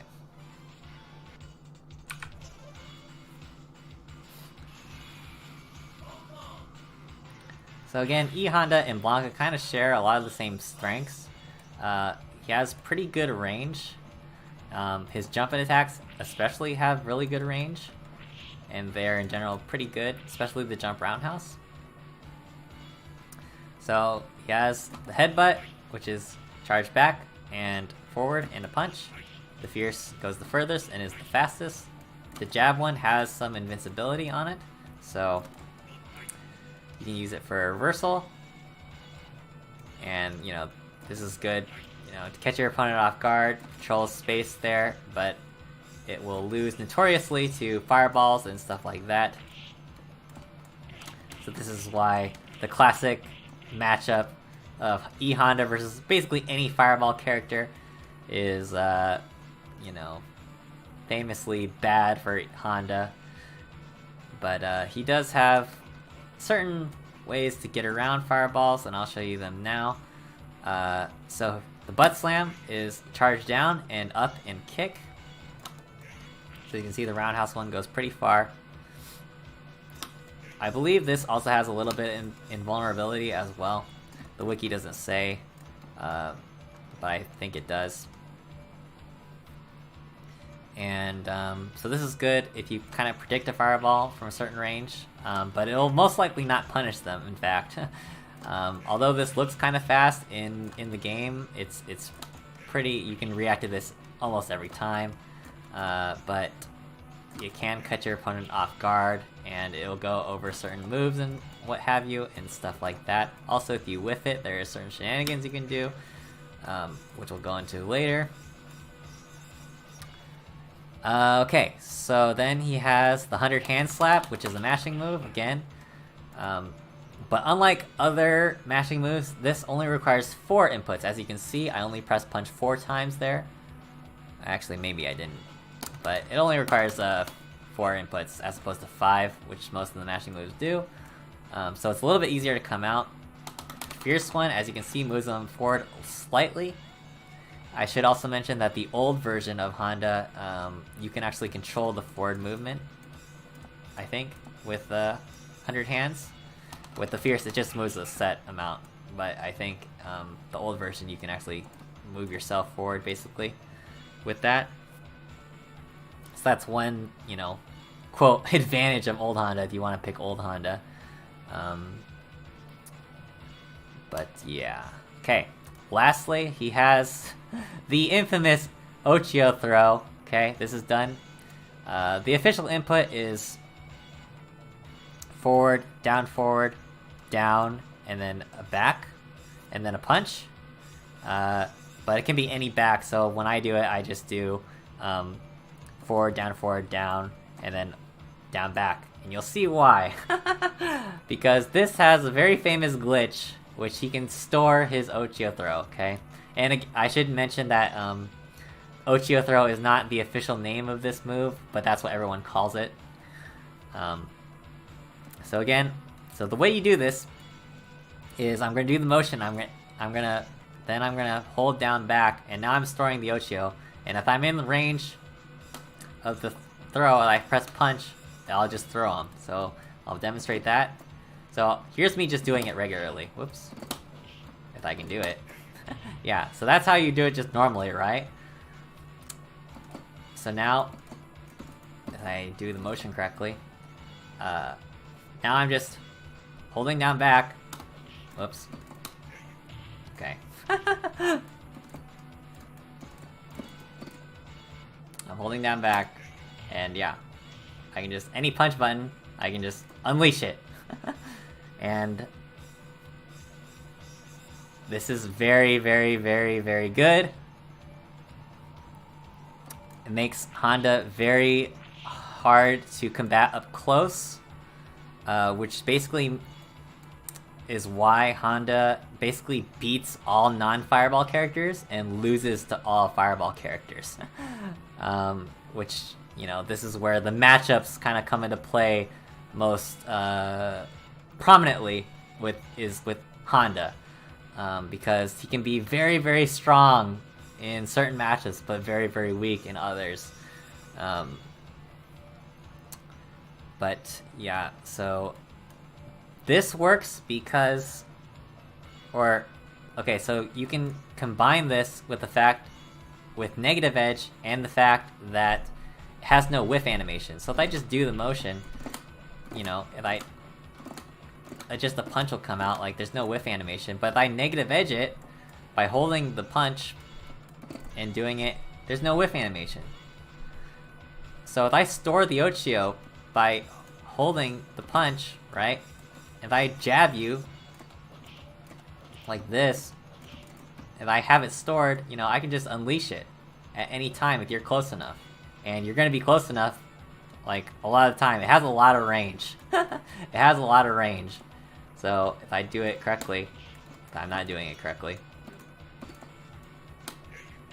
See how much range? Like, I'm not even...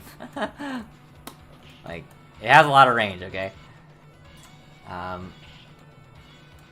He also has these hold throws.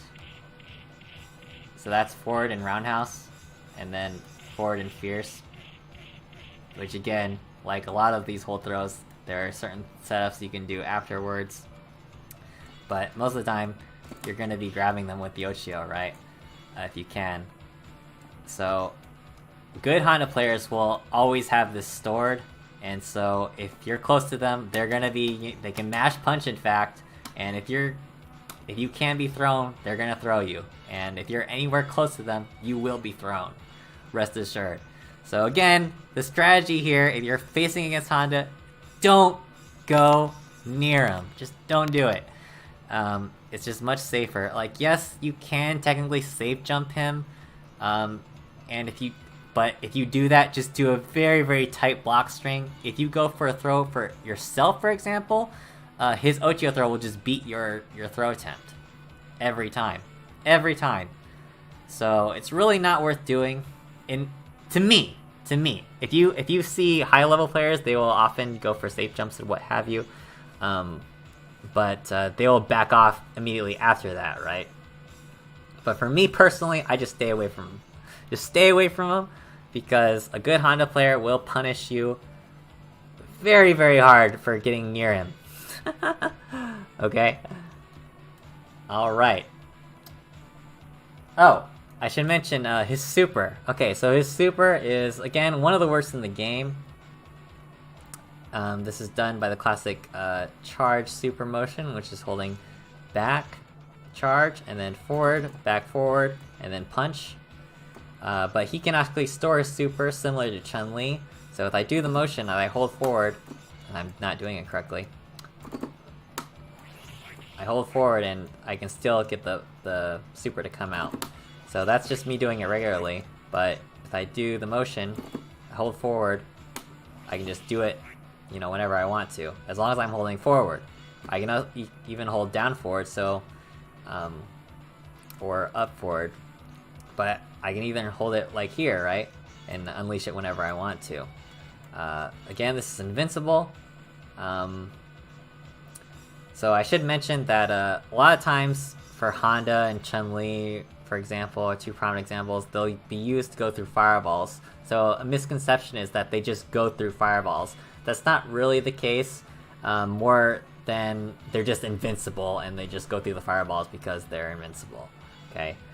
In later versions of Street Fighter, Honda and Chun-Li gained, properties that their supers would just go through fireballs as a property.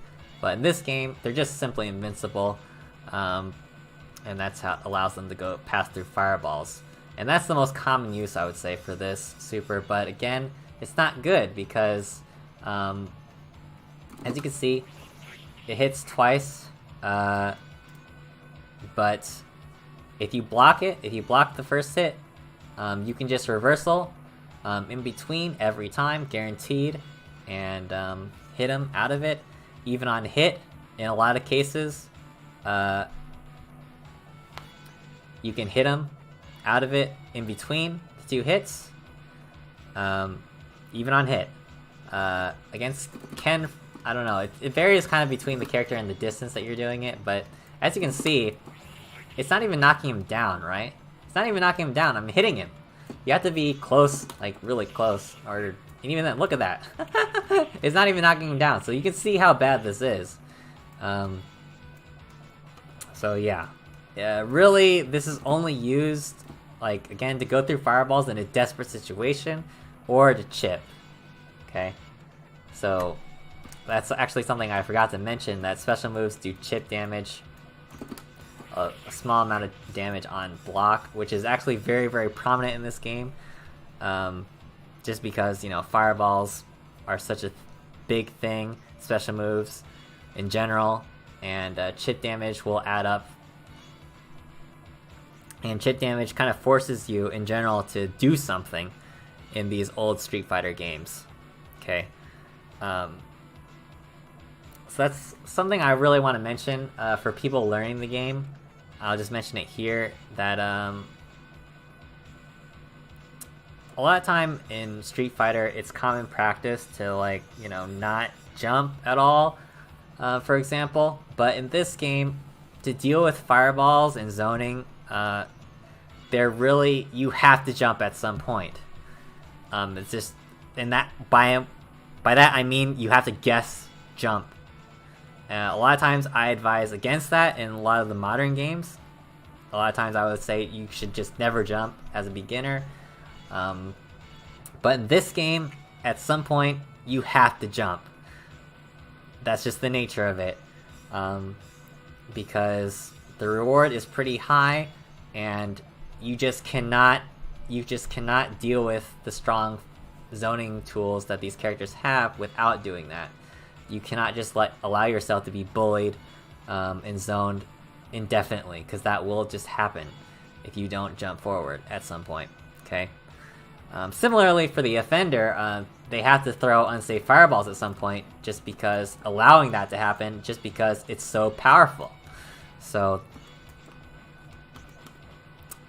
there's kind of to and fro there, but definitely in the disadvantage of the defender.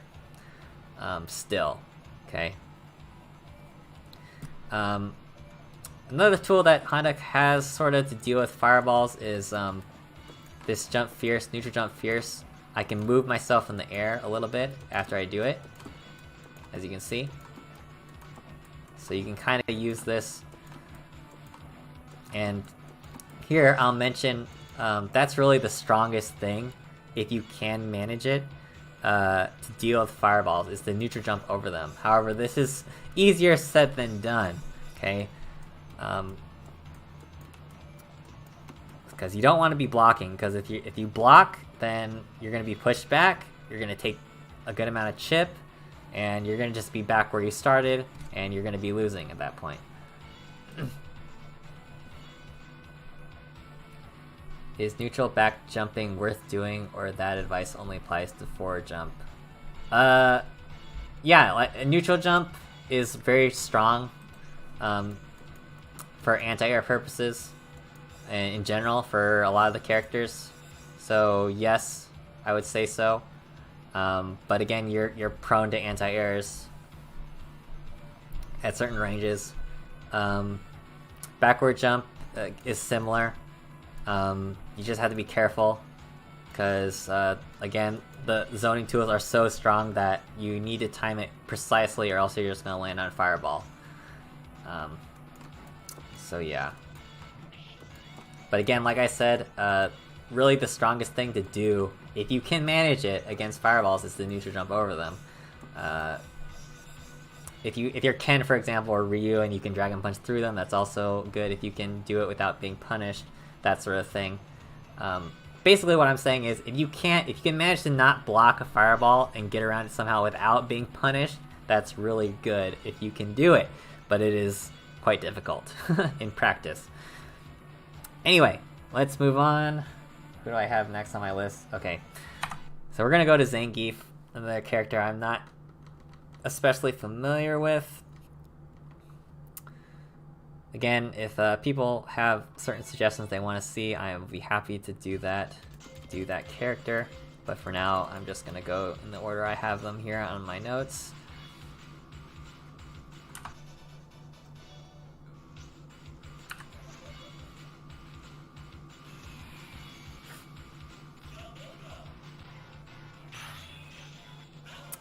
So Zangief is one of the worst characters in the game. He's very, very slow. He's very prone to all these things I was mentioning about zoning. He's very... but not so much Fireball zoning, surprisingly enough. Fireballs, you can actually deal with relatively well, I would say. It's just like other kind of zoning, like Chun-Li, and like her normals are just so oppressive, and you know, Dalsum and characters like that, or Guile. He just has a really hard time getting in with the tools that he has. That being said, he does have some tools here. Again, which kind of the archetype that these characters have is that their jump attacks, you know, they're very long range, they're very good. Same thing here, that's his jump roundhouse. This is his jump fierce, so-called Superman. He has command normals as well in the air that are good. So he has down and short, which has very good hitbox on it. He can cross up, I believe, and this is very useful for setting up his command throws and just changing kind of the way you're jumping in. This is very key if you're going to play Zangief or any grappler character usually. Is you want to change what jump attacks you do and change what ranges you're jumping at, because again, as these characters, you will have to jump at some point. It's just a thing you have to do, but especially as these characters. His low roundhouse is pretty good. In general, his normals are not that great, another weakness of the character, but his low roundhouse is very, very good. Has pretty good range, knocks down, of course, and all that stuff. Alright, so he has 360, which I probably can't do. Alright, I did it once, so that's all you're gonna get. This is the spinning pile driver, or SPD as it's commonly referred to. So the way you do this is, it's not like a true 360, right, as you might think as a beginner. The move list will say, you know, full 360, but you don't have to go all the way around. Basically, you do a 270. So the way I do it is, it doesn't matter which direction you turn the stick as well, I should mention that, as long as you're turning it in order. So if I start, for example, the way I do it, I go from forward, if I'm facing right, all the way around to up, and then I press punch. And that's all you have to do to get it out. For more technical terms, what the game reads is the 4 cardinal directions. So that's really all you have to do. Let's say you have a programmable controller or something. All you'd have to input would be forward, down, back, and up, and then punch, and the game will give you the SPD. As long as you're doing it in order, in either direction, right? So you either have to go like this, you know, clockwise or counterclockwise, basically. Right? But otherwise you can start wherever you like. And you hit the 4 cardinal directions. That's how the game reads SPD, okay? and that's true across these 360 motions for T-Hawk, for example, right? So there is a whiff animation on this, as you can see. So meaning that they can reversal you for going for this if you're going for a tick command throw, right? If I do low jab, this is a common setup, low jab SPD, they can dragon punch you in between that, okay? They can also reversal throw you in theory, I guess, but that would be even more difficult. So that's kind of a weakness of the character. When we get into T-Hawk, I'll explain more about that. But yeah, he has that command throw. He also has a 360 kick, which is the running bear grab. Let's see if I can do it. Oh, I did it. Which, has some horizontal range to it, and also has a different animation if you're close to him. It has this, like, double suplex thing. I'm actually doing these 360s pretty well in this tutorial. When I was practicing earlier, I couldn't do, like, any. But yeah, so he has that. So you can use that kind of to mix it up, to trick your opponent a little bit, to catch your opponent off guard a little bit. But most of the time, you're going to be using the regular SPD because of the damage. And I should mention also that the different versions of the SPD have no differences besides damage, right? So unlike later versions of Street Fighter where the weaker versions, like Jab, for example, will have longer range but lower damage, that's not the case here. They all have the same range, which is pretty damn far, actually. I can probably SPD them from this distance, or further, maybe from here, in fact. But the Fierce one does the most damage, so you could probably just use Fierce all the time for SPD and whatever. Right. So that's SPD. He also has this move, officially named the Banishing Flat, or what's commonly referred to as the Green Hand. This will negate fireballs on the, the green hand part of it, which means you have to time this move to actually do that. So the input for this move officially is kind of a weird quarter circle down motion. So the official input is forward, down, forward, down, and I believe it's down, back, I think. It could just only be this, too. Yeah, I think it's only this, officially, the forward, down, punch. But you can get away with just doing a half circle back, which is what I do to get this move out. That works just as well. As you can see, I'm doing a half circle back, and it's working. So yeah, you can do that for movement, right? It kind of moves them pretty quickly.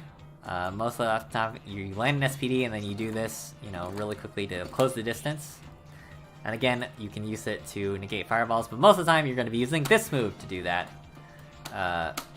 This is the Lariat, 3 punches or 3 kicks. So the 3 punches is the, double Lariat or whatever, triple Lariat or whatever. He spins more times than the kick Lariat, which is only spins, less times. They technically have different hitboxes, slightly. Most of the time, you're going to be using the punch one, and you can actually control this a little bit with the joystick. It has a really good, hitbox on it. Catches a lot of people off guard because the range is very deceptive. And it will pass through fireballs, as mentioned before, and it basically has no recovery as well. So a good Zangief, a lot of times, depending on the style that they play, they might just spam this move because they can really, spam it if they're far away. And if you're anything within that range where his fists are, and even beyond that, you're gonna get hit. And they can't really punish you if they're keeping their distance. If you're close to him, yeah, he can be punished, by sweeps and stuff like that. But for the most part, you can't punish this move. So he has this little command normal, which is forward and strong or forward and fierce. This has a hitbox on it as well. Whoops, I grabbed him accidentally. So as you can see, it has a little hitbox on it, but it's very, very slow. I think it's intended to kind of go over low normals or something. It can also go over low tiger shots from Sagat as well, if you time it correctly. But yeah, it's pretty much a gimmick, but it is usable. It is something that you have at your disposal. So there's that. And as mentioned before, he's the only character with crouch grab. So I'm crouching and I'm grabbing. So this is just, you know, down forward or down back fierce, which is a grapple throw. He also has this normal standing one, which is forward and fierce. And he also has this bite, which is forward and roundhouse. So he has a lot of these different types of throws that you can do. But most of the time, if you're going to be throwing, you're going to be doing the command throws, right? Although you can, right, if you just mess up the SPD, a lot of times you can get these, right? I messed it up, so I got that. Which is, a lot of the cases, just as good. But not as good. Okay, so yeah, not much else to say. If you know me, you know I'm anti-grappler gang, so I really don't like this character. Again, he's not really that good. But as far as low tier characters go, as opposed to a lot of the other ones, you can get a lot of wins with Zangief, I will say that, if you know what you're doing. So, there you go. Might as well move on to T-Hawk now.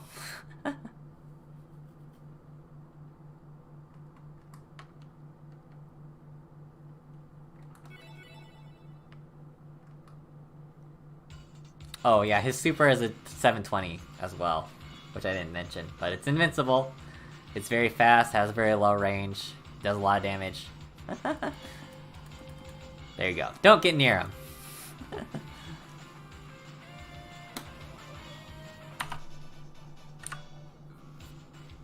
Alright, T-Hawk.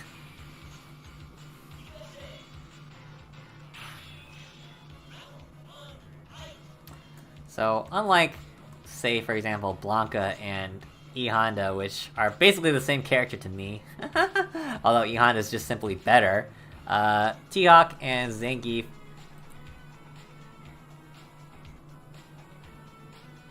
Do you have to input on the pre-jump frames? Yes. And I should mention about the 720, it is impossible to just do a regular, like, standing 720 in this game. It's not possible. You will always jump, so you have to hide it within a move, always.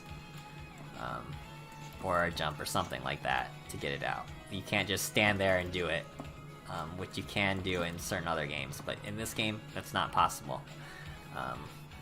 Humanly possible. I guess if you had a programmable controller, you could, in theory, do it, but as a human, it's impossible. So yeah. T-Hawk.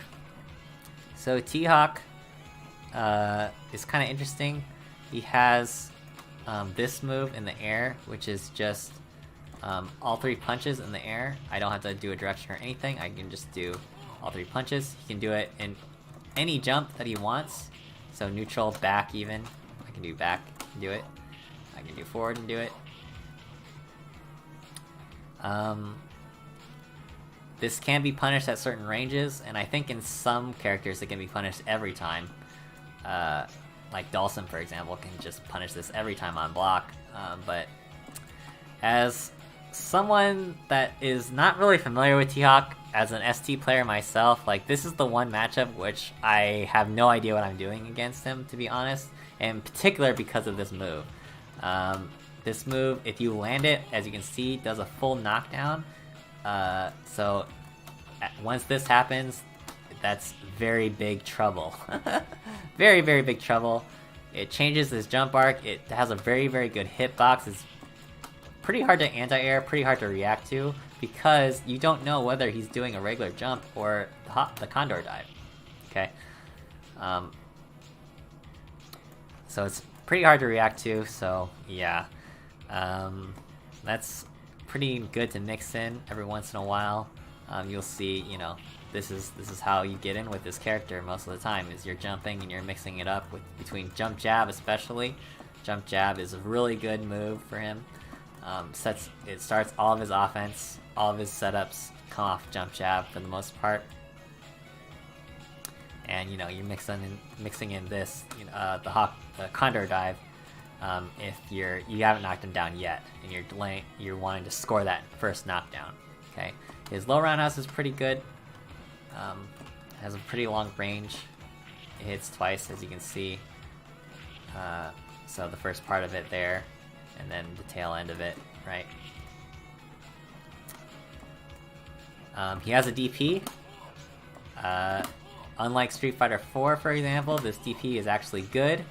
It's very invincible, and there are certain option selects and shenanigans you can do, especially with old T-Hawk, that you can do with the DP, which I won't get into. But essentially, you can input his Dragon Punch as you're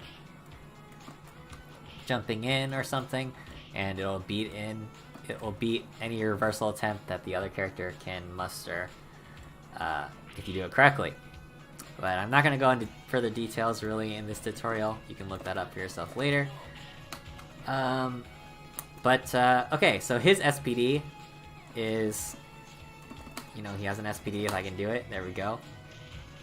And this does not have a whiff animation. Does not have a whiff animation, so therefore it is stronger than Zangief's SPD. Because once you're in, they are basically dead if the T-Hawk player is on point with his execution by use of negative edge. So I hold the button to reiterate what negative edge is. I hold the button, or I do the special move. To be more precise, I do the special move by releasing the button as opposed to pressing the button. So I hold the punch, and then I do the 360, and then I release it. I can either be blocking, so let's say I tick him, I do a low jab, and all the time I'm holding like a different punch button or whatever. I'm holding my punch, and I do the 360, do low jab, and if he Dragon Punches, I just block. And if he doesn't do anything, then I'll grab him with the SPD. So there are a lot of setups off of knockdowns and stuff, or basically any knockdown T-Hawk gets. As long as he can do a safe jump, you're basically dead because of this. You're basically dead. There's no escape. There's absolutely no escape. Similarly with E Honda, because of the negative edge Ochio throw and the stored Ochio throw, you cannot reversal because they'll just simply block. So if they're doing it correctly, there's no escape. There's absolutely no escape, except that they mess up.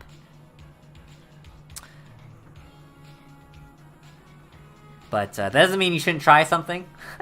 You should definitely try anything you can to get them, to punish them for messing up, especially. But yeah, if they're on point, there is nothing you can do about it. So it is all about keeping him out, keeping these types of characters out, and not letting them get started to begin with. Okay. Okay. I don't. Does T-Hawk have any other moves? I don't think he does. So, yes.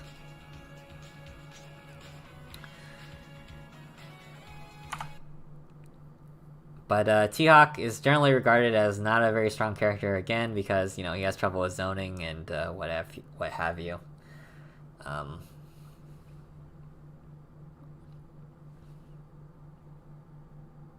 Especially against, like, the top-tier characters, right? The top-tier characters that we mentioned. All those characters he struggles with, so that's not a good recipe for winning a tournament. Okay, let's go with Dhalsim, because this is another character I'm not really familiar with. But, do my best.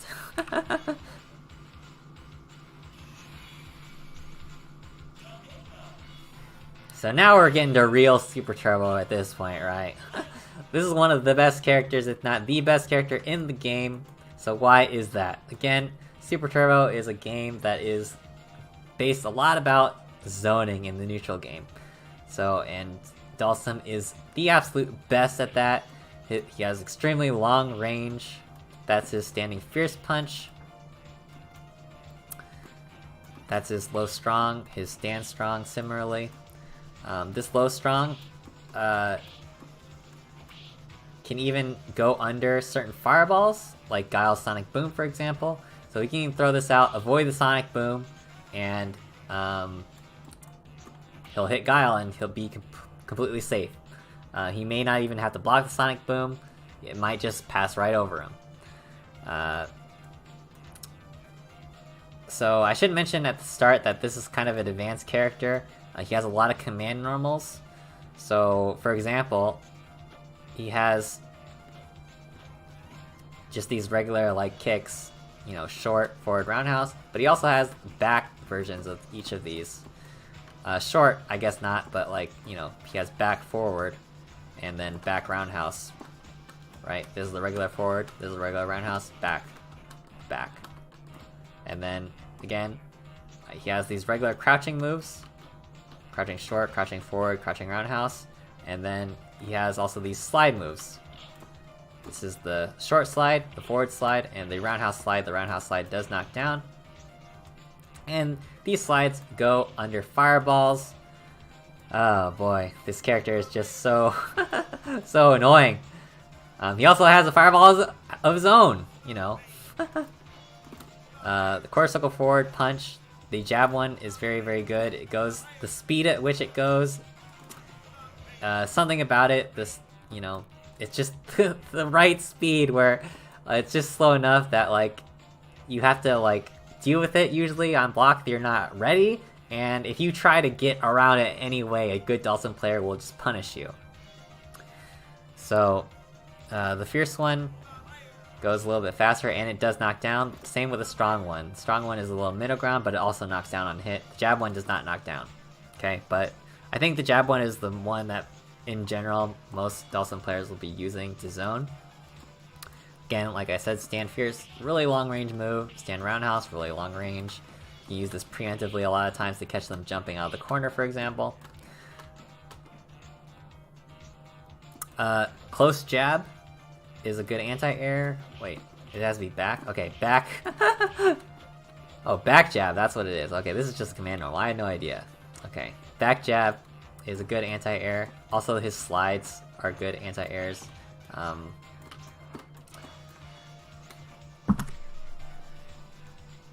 Yeah, this character is just really good. His super is really, really good as well, which is a double half circle forward. I probably won't be able to do it.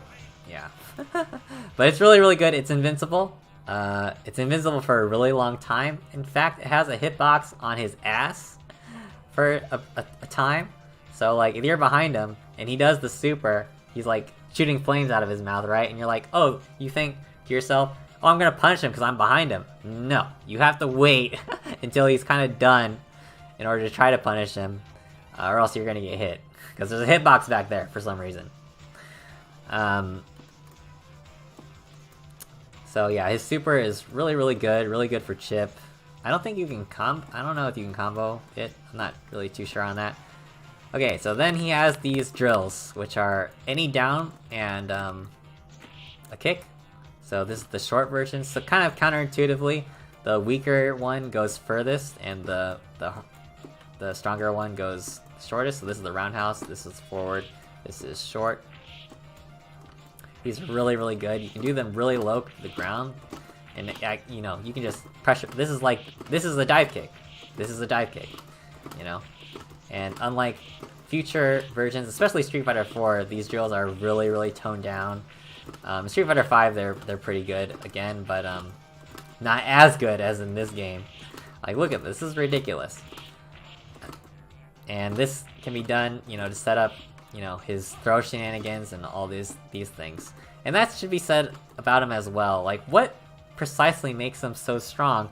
It's not that he's such a great zoner.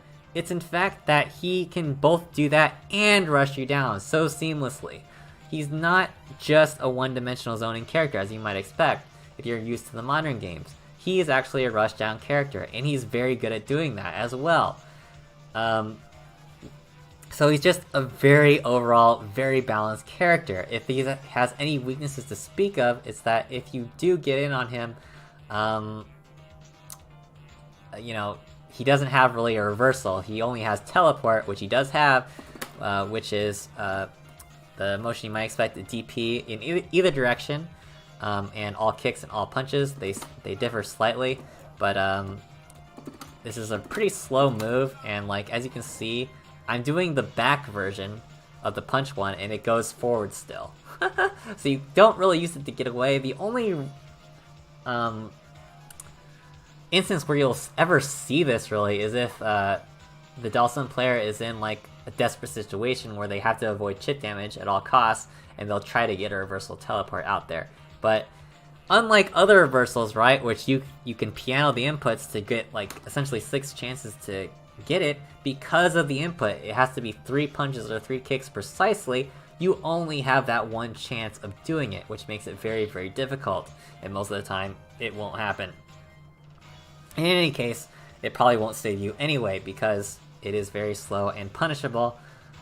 I have to say though, in practice myself, when I face Dhalsim players that like kind of do it randomly, which happens occasionally, I have a really hard time punishing this move. I really don't know why that is. Yeah, I don't know. But it is punishable, rest assured. So he has these drills. He also has this move, which is down and fierce punch. This is called the Mummy.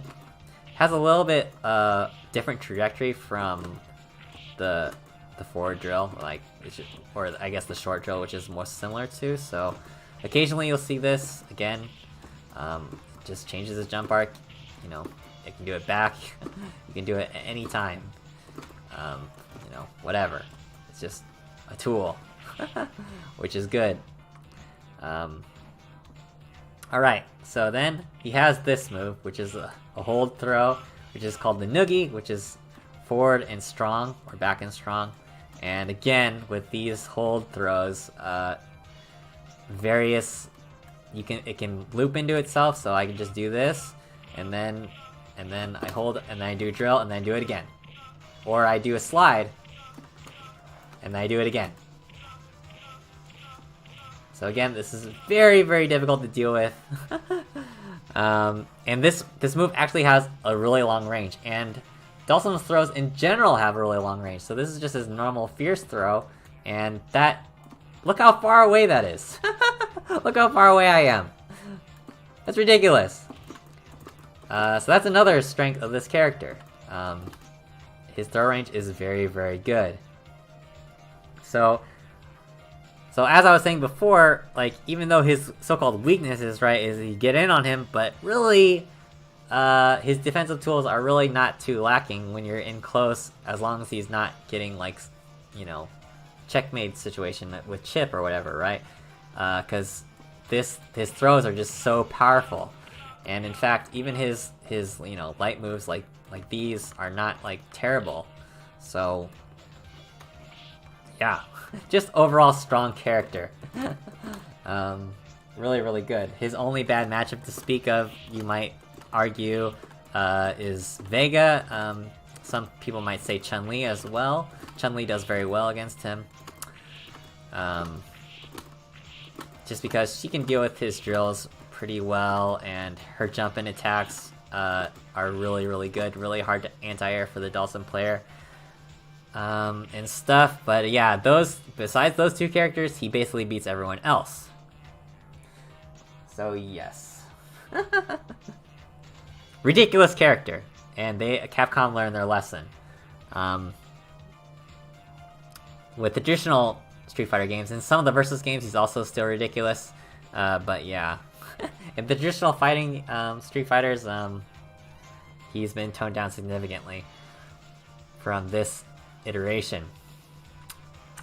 Alright.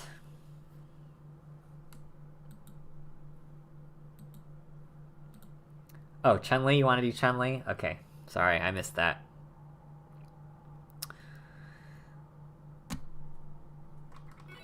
So Chun-Li I will gladly do, because this is my character. So I have a lot to say about Chun-Li.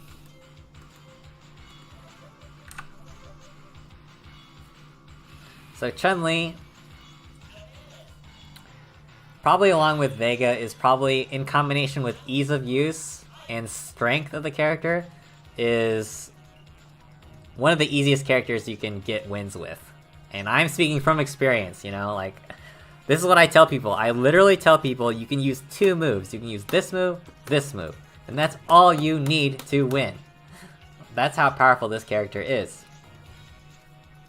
But let's dive into kind of the special moves. So she's a charge character, so she has a fireball, charge back and forward, and punch is the fireball. As you can see, it has a pretty good hitbox, and that's the jab version. Again, a lot with Dhalsim and some of these other characters that have slower fireballs, right? Like, you might think this is bad, but like, because of the size of it and the speed of it, and the recovery that she has, this jab version of the fireball is pretty hard to deal with if you don't have a fireball yourself. But as you can see, it does not go full screen. And that carries forward with the other versions. So this is the strong version, it goes even shorter, and the fierce one goes even shorter. Actually, maybe they go the same distance? Not sure. Yeah, they kind of look like... I know, the fierce one definitely goes a little bit shorter, doesn't it? But as you can see, fierce one is a little bit faster. The fierce one is actually pretty good at anti-airing. Again, because of the size of the fireball and the speed at which it comes out, it is very good at anti-airing some of these bigger characters, especially like E Honda, for example. You can just use, if you're charging back and you have the fireball ready, you can just throw a fierce fireball. A lot of times that'll anti-air him. It'll often trade, but that's okay because you're keeping him out. But anyway, that's the fireball, Kokokin. She has the up kicks, which is charge down and up and a kick. This is invincible. The short version has the longest invincibility, but also the longest startup. And then the forward version and roundhouse version are faster, but they have less invincibility as a result. In fact, the roundhouse version is so fast that Chun-Li is one of the characters that is difficult-ish to safe jump. But again, you have to get the roundhouse version of it out. So that's, you know, that requires precise timing. And as I say, it is invincible, so it is useful as an anti-air, but as I can say as a Chun-Li player, this is actually one of her weaknesses, is her anti-air game. Because even in fact this move, your timing has to be on point in order for this to work. Because otherwise, it'll just get stuck. Because the invincibility is really not that much, is not as much as you would want for an anti-air of this, you know, use. But it is really good. Like I said, it is invincible, so you can use it as a reversal, and it grants a full knockdown. So this will be a safe jump every time for a good Chun-Li player. Okay.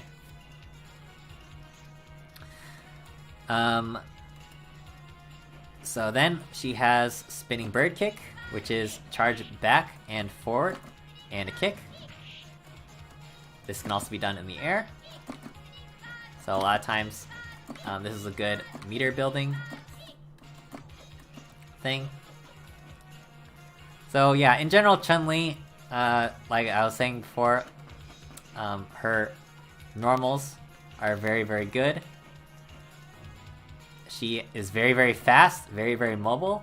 She's one of the fastest characters in the game in terms of walk speed and just, you know, general speed in general for her moves. So she's very, very fast. Her throw range is absurd. The damage on her throw is absurd. So that's a lot of her game plan is. So is getting in close and setting up this throw. So that does a ton of damage, and it is very easy to do because her throw range is one of the best in the game. And she can do this throw with either strong or fierce, but you should probably always use strong because this strong button is really, really good poke, really, really good move, and you just pressure endlessly with this. Literally, I have won matches just by doing this to people. you know, and then I can just throw them, you know, like that as well. And a lot of times when I was first learning the game, like, I didn't even care. I would just do this, hold forward. I would just hold forward like this. And like, you know, if I got the strong, that's okay. If I throw them, that's okay. Now I'm a little bit more precise, but like back then, you know, this works. This just works, you know? Her low forward, low medium kick is really good. Really, really spammable. You can just do this a lot of times, and this is footsies right here. This is, you know, a lot of times they can't punish this. You know, I can't be punished a lot of the time for just spamming this. And if they walk into that, then they get hit, obviously, and then I'm also charging down back, so like at any time I can unleash a fireball or up kicks if they jump at me.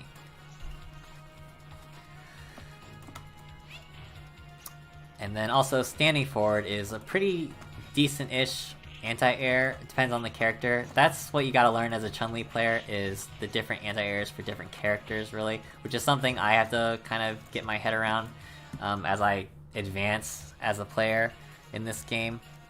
In general, I just try to use up kicks or this, which I gotta start doing other anti-airs for other situations. But yeah. Neutral jump roundhouse is really good. It grants a full knockdown. So this is unusual for normal moves in the game. So again, because it's a full knockdown, a good Chun-Li player can set up a safe jump every time on this if it hits. It has a really good horizontal hitbox, really good priority in the air, really good anti-air if you can get it out there. Really, really strong. Her jumping forward short and jumping forward medium kick are really, really good. Really, really good hitboxes, as I was mentioning in the Dalsim portion. The hitboxes on these are, I don't know, they're a bit unusual, so because of that, they're just really hard to anti-air for certain characters. And, but that comes at a price, where Chun-Li, if she has a weakness, there's two, maybe three weaknesses that she has. One is her jump arc is very, very long and floaty, which is longer and floatier than other characters, relatively speaking, so she is easier to anti-air in that sense. And again, her anti-air game is not the strongest, and also on defense, since she requires charge to get this up kicks move out, it can be tough. Like, if, for example, even a bad character like Blanca, for example, if he gets on top of Chun-Li and just does constantly jump short, jump short, jump short in the corner, that's really hard to deal with as Chun-Li. Because there's no move that can beat that when she's on the ground, and there's no way that you would have time to charge in that amount of time to anti-air him with the up kicks. So if he gets that going, then it's really, really hard at that point. All of the neutral jump buttons, I should say, are really good, but especially the jump neutral roundhouse and short. And then fierce, I should also mention fierce as well. This hitbox is really good as well. It kind of hits above her, and in certain cases it'll just beat out other moves. So yeah. Okay, spinning bird kick is also invincible, so this is useful for avoiding throws, especially.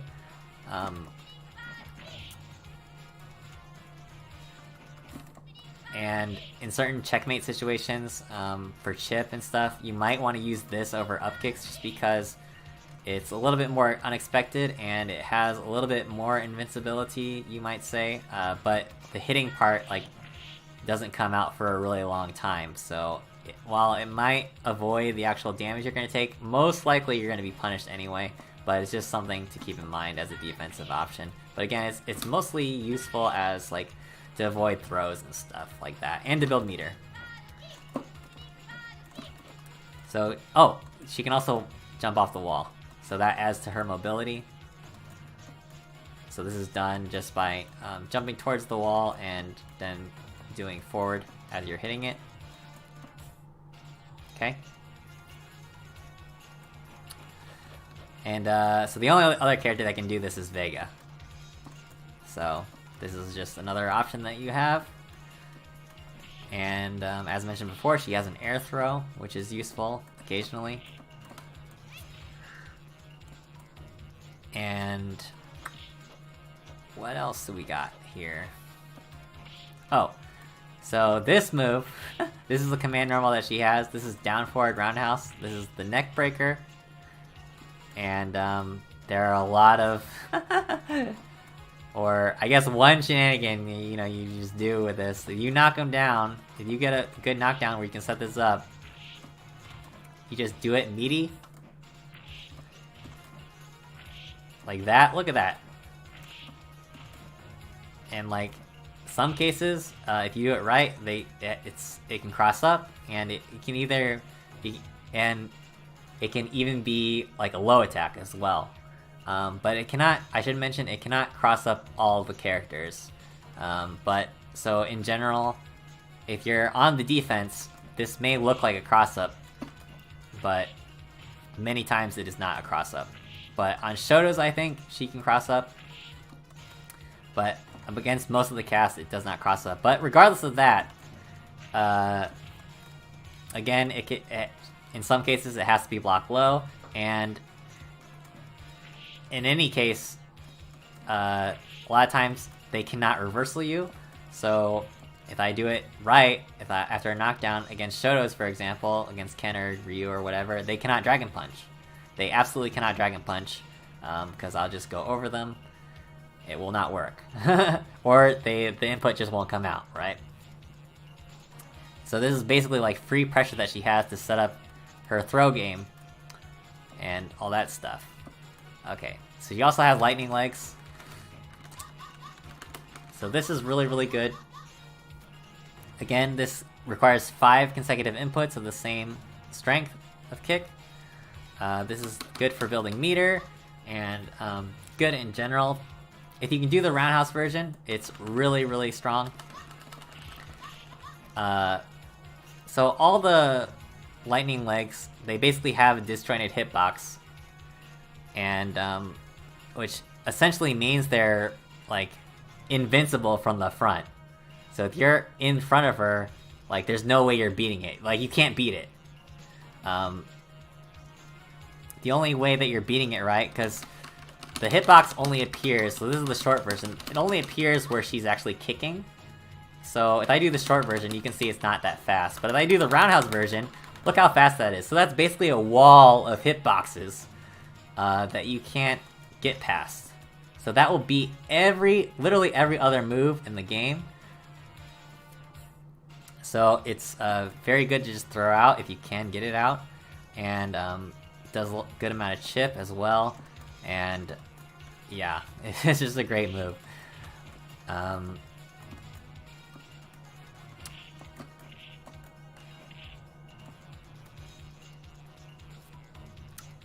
So yeah, her super is one of the best in the game.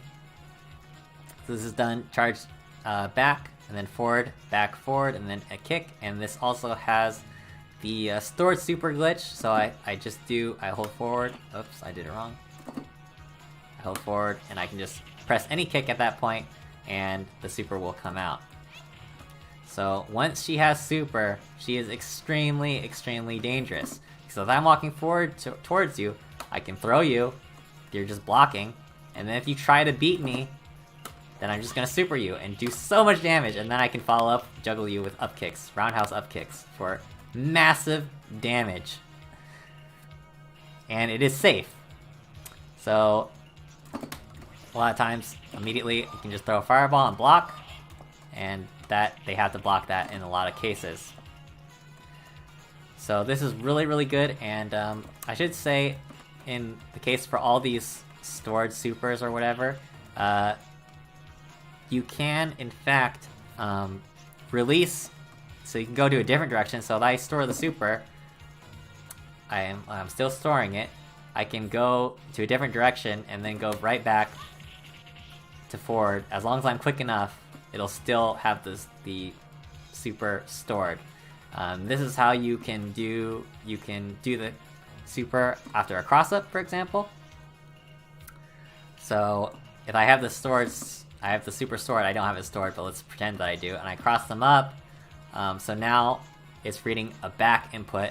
I just go forward relative to the character really quickly after I cross over, and I'm still storing the super.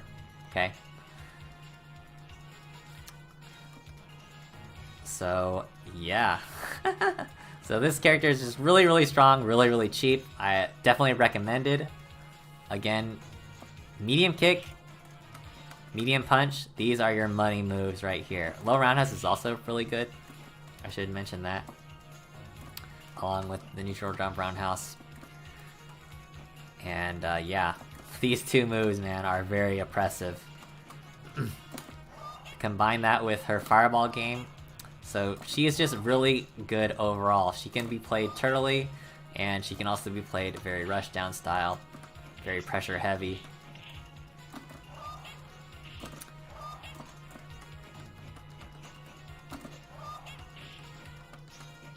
But yeah, really, really, really strong character, really easy to use.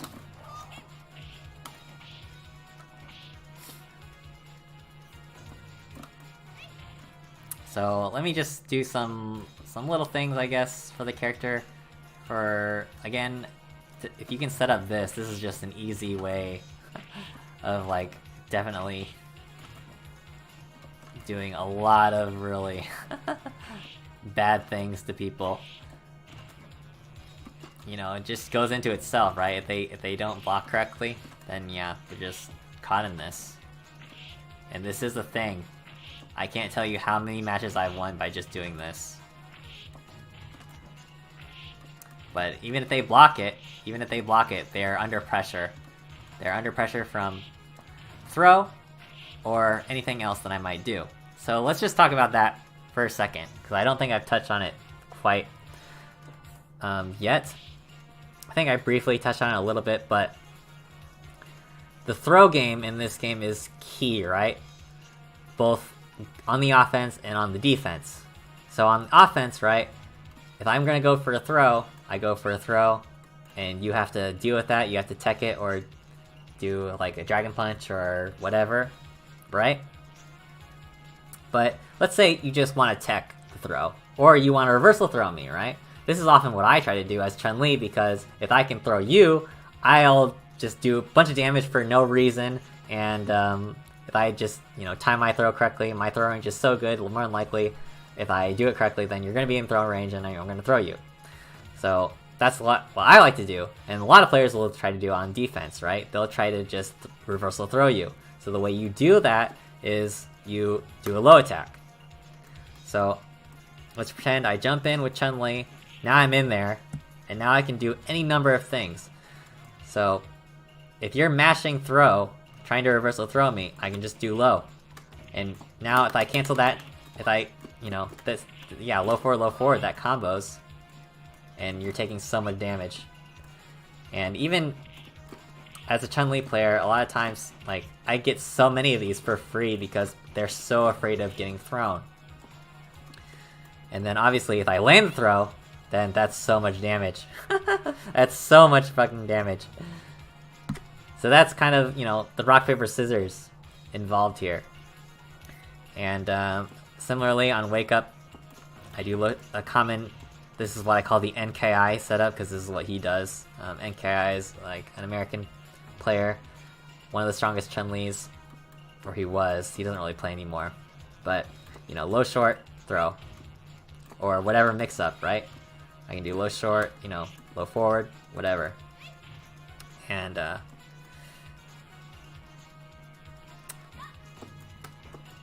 yes. So that's basically the basic, like I said, rock, paper, scissors game of throws in this game and how it kind of works. Good example, if you watch Daigo play, for example, he will do like a safe jump, for example, and he will wait for like a split second, then low forward fireball. And what he's doing there is he's anticipating either you're trying to tech or you're trying to reversal throw him, and that will just beat that. So, you know, or you know, like then he might mix it up and he might actually throw you once in a while. But a lot of times that's like his high level kind of like thing. Like if you're just watching and you're not really familiar with how the game works, it kind of just looks like, oh, he just jumped in low forward to hit him. But that's really what the nuance of behind what he's doing there. Okay. Oh, also, the head stomp. I should mention this move. Classic head stomp. This is a command normal in the air, just down and medium kick in the air. As you can see, as I hit him, I can do another air action. I can do actually infinitely many in theory. If I could hit him infinitely many times, I mean I can't do it, but let's pretend that I can. I can just do this forever if the game would allow, because you can just do this and do another air attack always after the head stomp.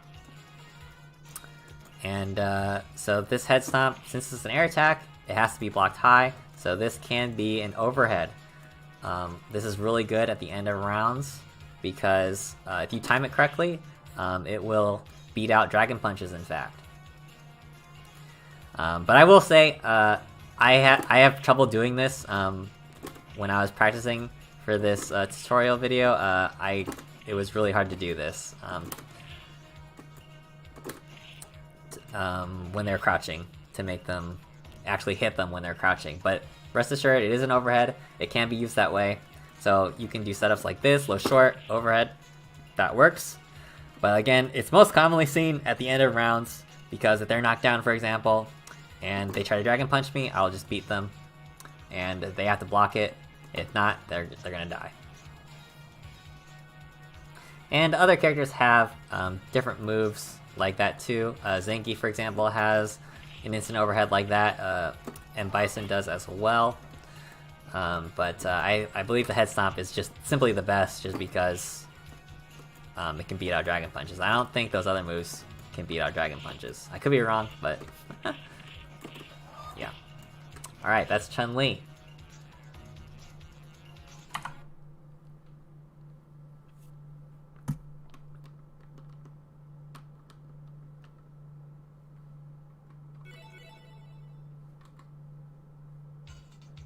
Okay, let's just go to Guile, I guess.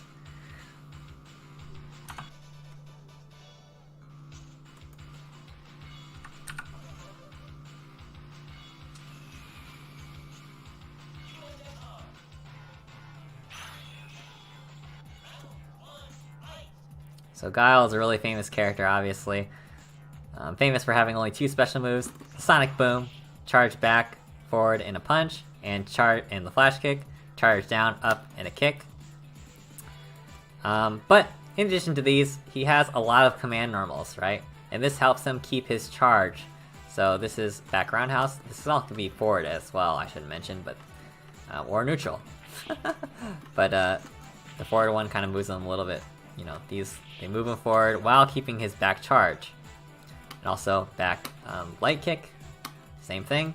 I can keep my back charge while moving forward, very useful. And then these medium kick Sobot kicks, I can either go backward, forward.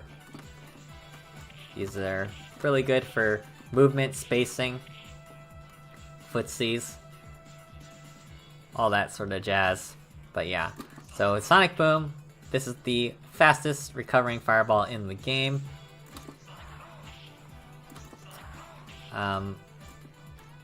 Oh, one thing I didn't mention about Ryu's Tatsu, right, or Ken's Tatsu, is that they can go over certain fireballs, and the Sonic Boom is one of them.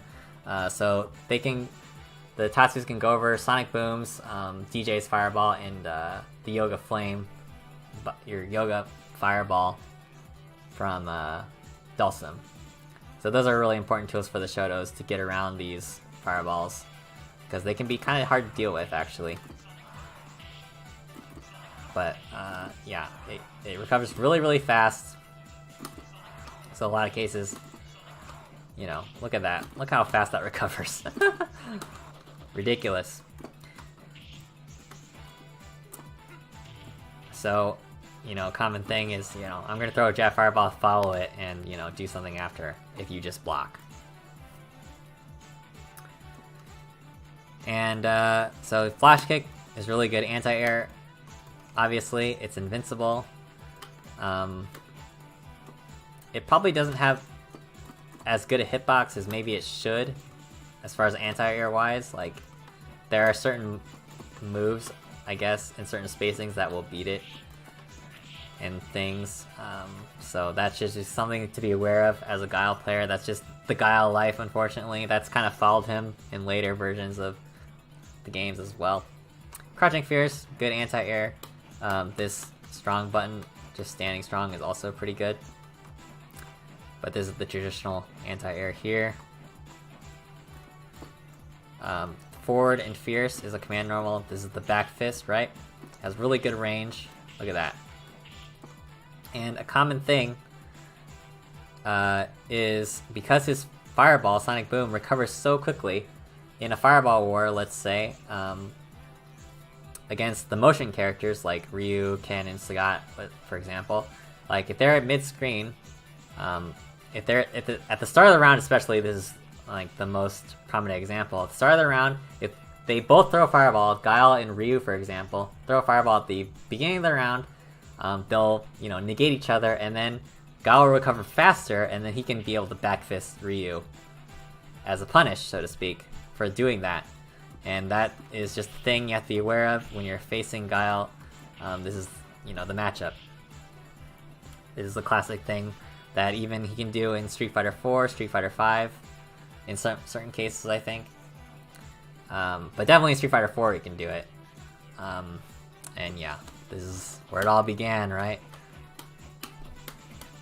So, not else much to say about this character. So he has a pretty good mix-up game, actually, after knockdowns, with jumping short, with an ambiguous kind of cross-up, non-cross-up game, and then he can combo you into the super or the flash kick, and then set it up again. But most of the time, he's going to be sitting back, throwing Sonic Booms, and anti-airing. That's his primary game plan. His super... so we haven't encountered a super motion like this, so the super motion is charge down, and then forward, back, and then up. And this can be any forward or back or up that you want during those times. And I'm really bad at doing this motion. Whoops, I did a punch, not a kick. It has to be a kick. Oh, I did it. Okay. So, obviously, this is a good reversal. You can combo into it using our, empty canceling that we did before with jab or short, I think even works. I think jab. Jab is what I always see from the top players. But, also, it can kind of hit behind him, so as I was mentioning with the regular flash kick, it kind of has not the greatest hitbox, actually, but the super has a really great hitbox and can even hit behind in some cases. So that would be like why you would use that. But not the strongest super in the universe, but definitely not entirely terrible or unuseful. But not as, the utility is definitely lower than Ryu, for example. Like, you can't just throw it out there. Because, yeah, it's definitely punishable. And I can't do it. But anyway, that's Guile.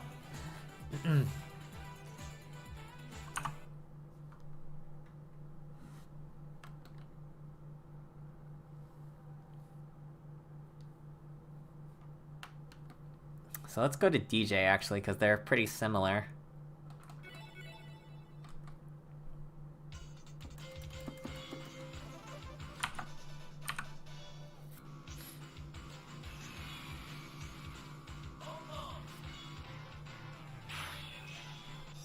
Alright, DJ.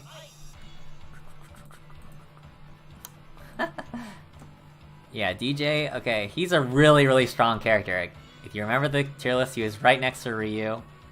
So, in the Street Fighter 4 days, I remember people saying, DJ, he's just a better Guile. And in some cases, that's true.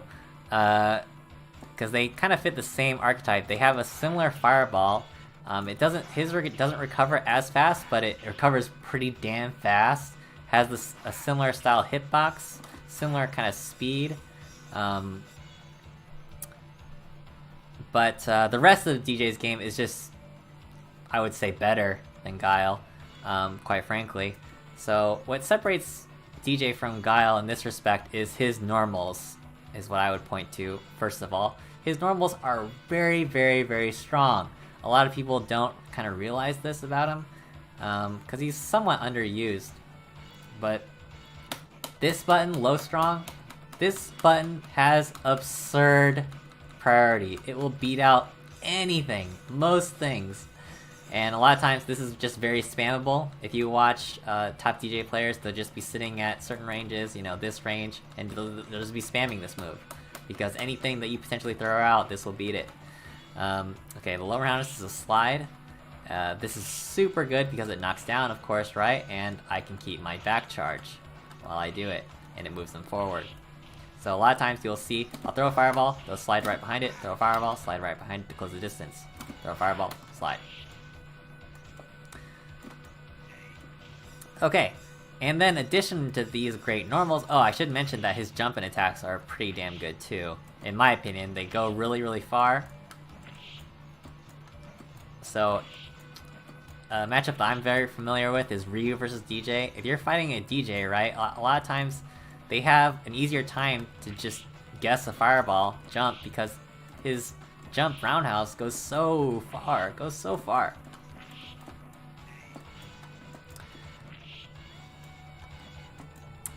And okay, his low medium kick is also very good. Look at it, even knocks down. I don't think it knocks down. Oh, it knocks down all the time, maybe? Oh, it does. I'm thinking of different games, I think, where in some cases maybe it doesn't. But yeah, low medium kick also knocks down for some reason. And so that's also a very, very good move. So let's get into more of his special moves. So his Sobot kick is charge back and forward and a kick. So that's the short version. This is the medium version and roundhouse. So this is pretty good, like, you know, block string ender for some chip damage, and some cases it will like kind of go over low attacks.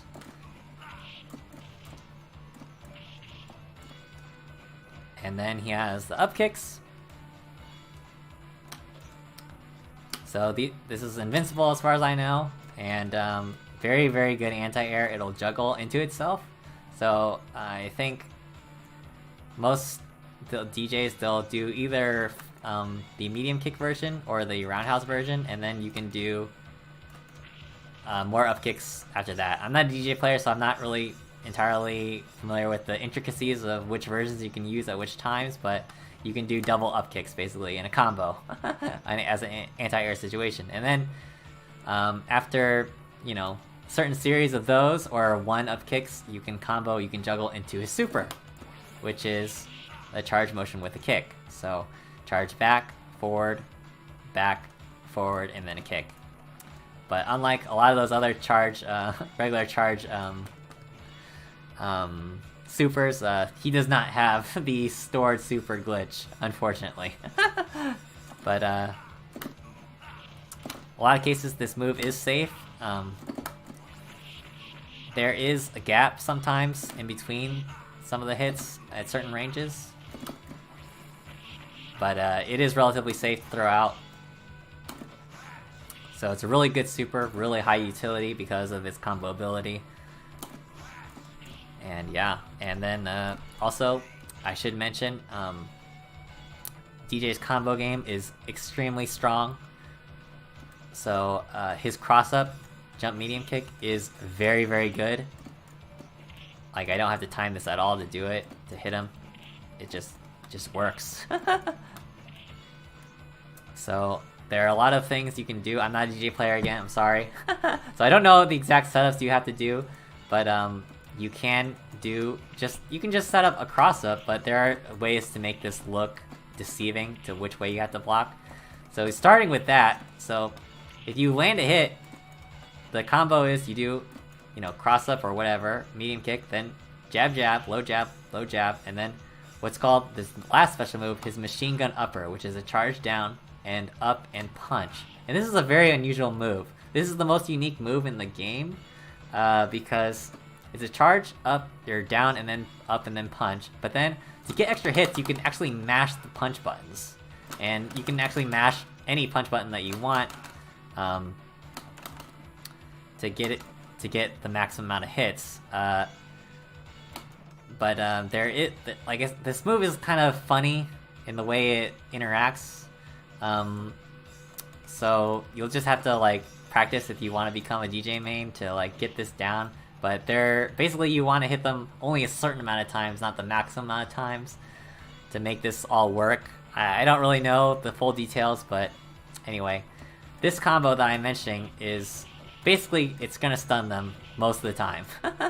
It's very, very damaging, very, very high stun. Most of the time you're gonna stun them if you do it correctly. And even if you don't hit them, you have so many shenanigans you can do. You just set up a throw game very strongly. Like I was in one tournament, I was facing a really, really good DJ player. This is in top 16.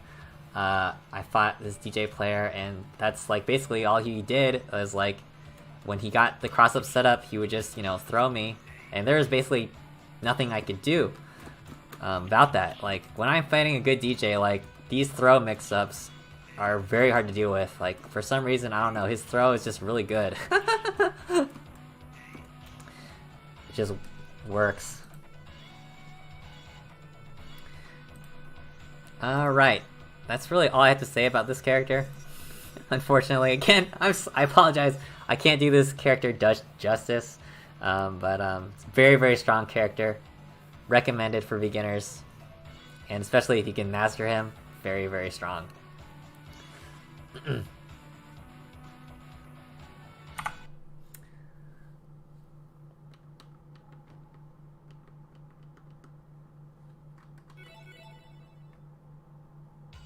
Okay, let's go down to Cammy.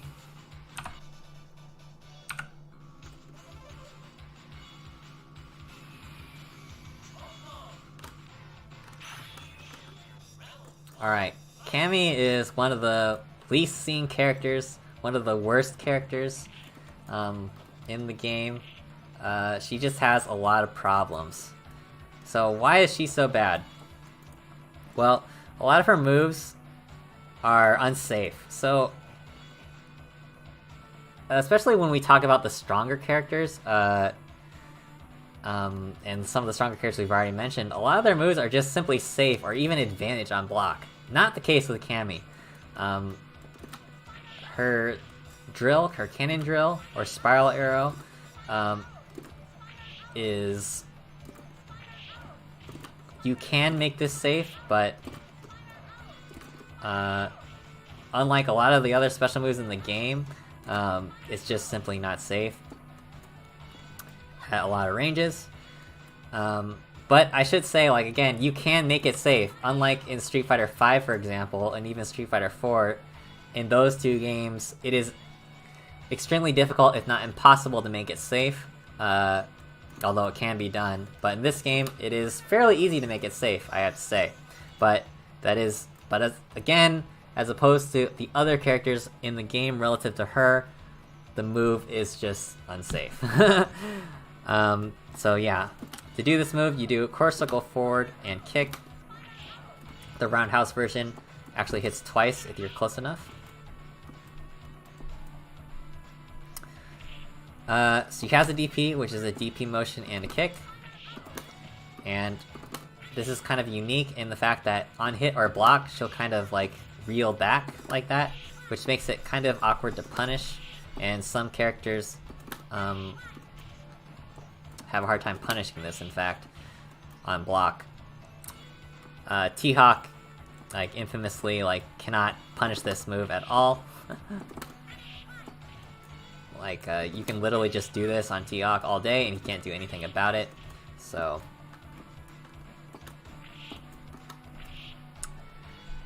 Alright, and then, her kind of other weird moves. So she has a spin knuckle. So, you might if you're coming from modern games, you might think this is a half circle or a half circle back. I believe it's a half circle back in Street Fighter 4. But in this game, the actual official input is back, down, back, and then forward. And it has to be that. So you cannot just do a half circle forward. That will not work, although I got away with it there somehow. Wow, that actually kind of works, but it's not reliable. I would not recommend it. It's better to just try to do the motion as it is in the game to make this move come out. If you try to do a half circle every time, I guarantee you'll have a hard time. So this move traditionally goes through fireballs, but in this game, only the jab version does. Only the jab version goes through fireballs, and as you can see, if I can do it, it doesn't go very far. And in fact, you have to time it very precisely. So yeah, this move is just not that great. That's really its only use. It's I believe it's unsafe as well, and it's very reactable if you just do it raw anyway. So not a good move. The jab version is really only the one you're going to use if you're going to use it at all. Again, reiterating the point, the moves that Cammy has access to, just not very good relative to the rest of the cast. Okay, so her hooligan combination is this weird input. This is the first time we're encountering this input, I believe. I believe the official input is back, down, down, forward, forward, and then up, forward. Yeah, I'm really bad at this move. There it is. So this is her best move by far, besides the Dragon Punch, I guess. But what you can do with this is, if I can get it out, now I'm just doing the spin knuckle over and over again. Cool. Okay, I have to actually do it. Whoa. So there.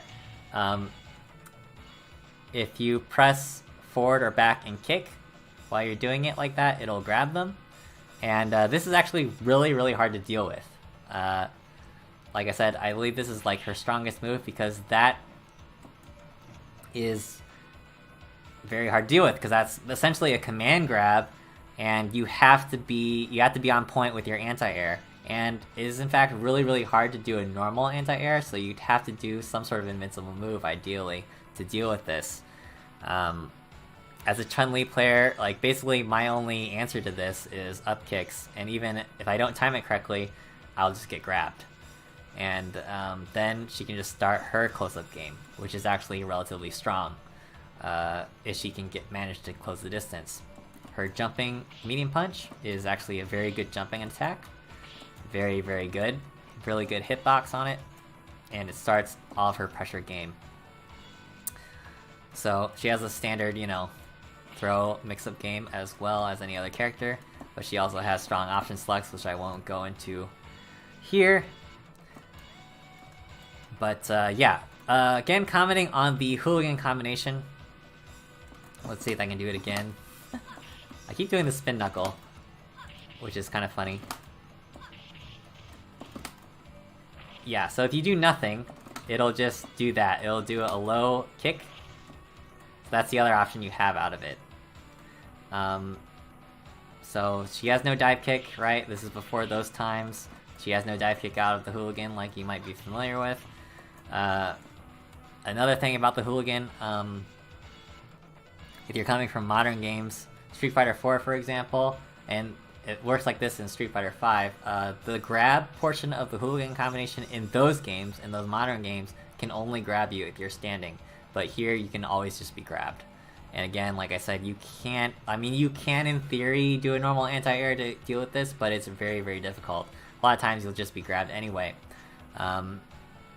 So that's kind of unique in this version, where it can grab you even if you're crouching. So again, that's just a really strong move that she has, but again, it puts her at risk. So at the end of the day, if you're facing a strong player as a Cammy player, it's going to be tough sledding. Jumping light kick is her cross-up. It's very good. Just like a lot of the light jumping attacks, it stays out there forever, very high priority, and it crosses up. And again, can start her up-close game. So, what else to say about Cammy? I don't know. Oh, low forward. Low forward is really good. Damdai even says that he thinks this is even better than Chun-Li's. Again, this is very spammable. I don't think this is as spammable as Chun-Li's, just off of memory. It seems like Chun-Li's is faster, but the hitbox is very, very good. And you can set up, you know, safe drills off of this. If you get this right on the tip of the low forward, that's your safe short drill. Be careful not to negative edge it like I did right there. But yeah, if you do the short drill like there, that'll be safe on block. Her super, if I can do it, I'll do it on this side because I'm better on this side. Really, really good, invincible of course, and it's actually pretty hard to punish. Unlike a lot of the other supers, it can be punished, but by certain characters, but against a lot of the characters, I don't think it could be punished. So yep, pretty good, super. As far as combos into super, I have no idea. I don't know how she does it. So there you go. And she also has an air throw, of course. But yeah, there you go. And she has different throws. So this is the kick throw. So you can, you know, if you want to be different, you can do kick throws. Anyway, that's Cammy. Pick her if you want to suffer, I guess.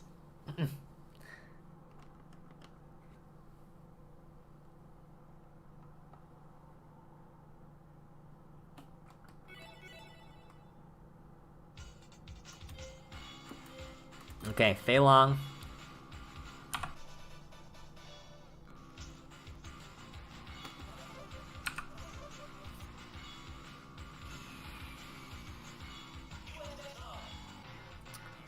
So Fei Long is another one of those low tier kind of characters, but he's definitely usable. But he does struggle, just simply because he doesn't have a fireball, and so like Honda, for example, just destroys him. And against fireball characters in general, he just struggles. But against certain characters and, you know, and in general, against, I guess, the rest of the cast, I should say that if he gets his game going, it is very hard to stop. So let's get into Fei Long here. His special moves, he's got the Rekka. This is where the term Rekka actually comes from, because this move is called the Rekka Ken. So you do core circle forward punch, and then you can do successive core circle forward punches to do the up to 2 more follow-ups there. As you can see, they're different.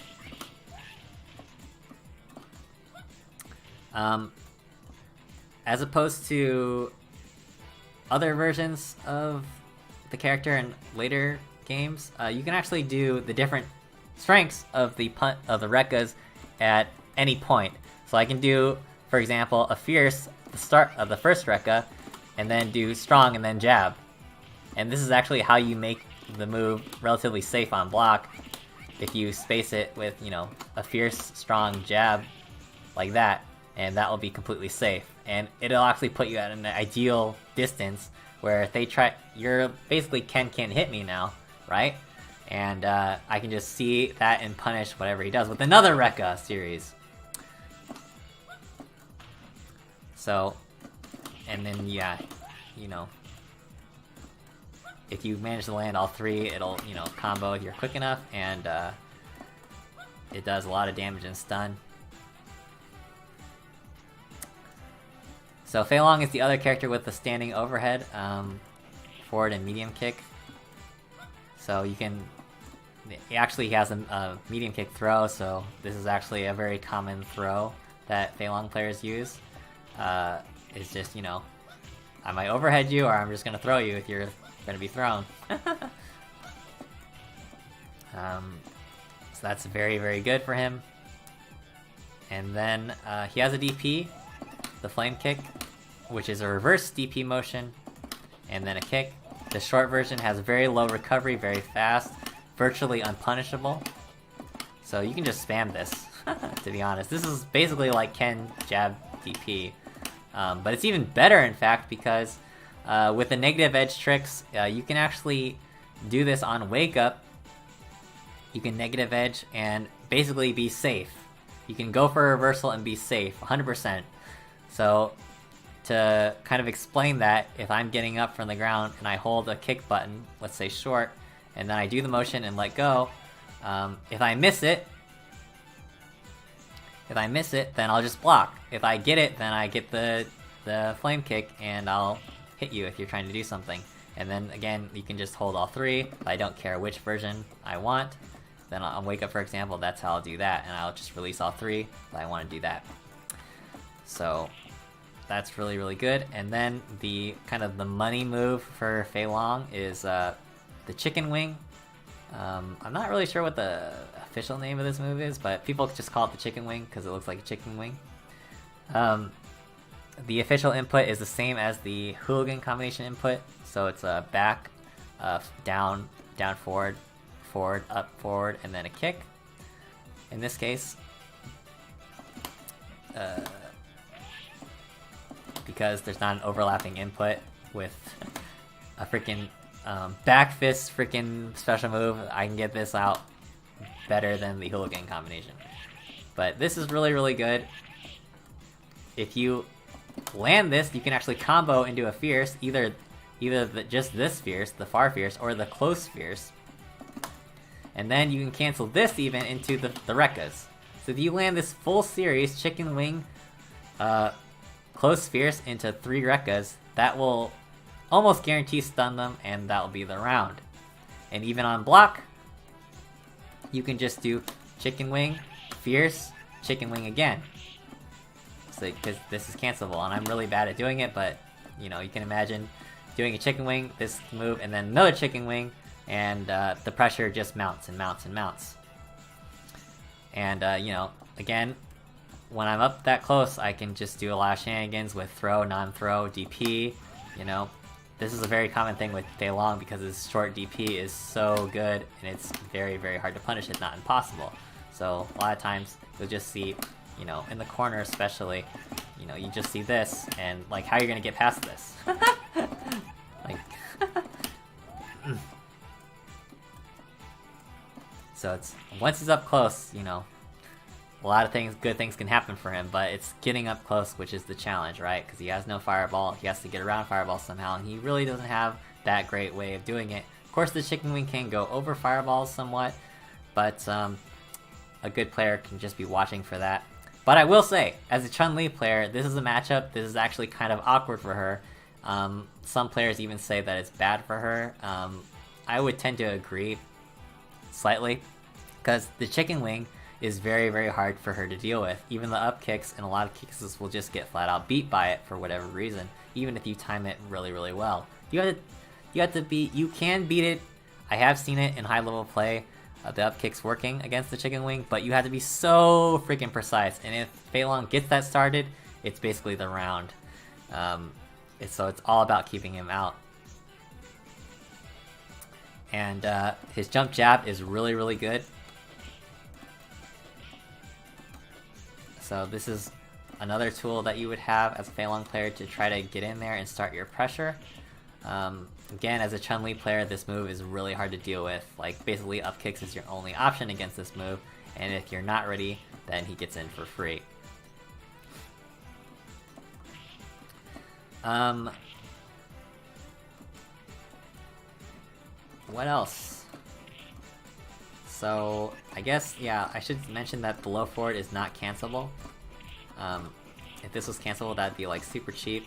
And this is like a theme kind of with Rekka characters, right? Like, you don't want this to be cancelable into a Rekka because that'd be like super stupid.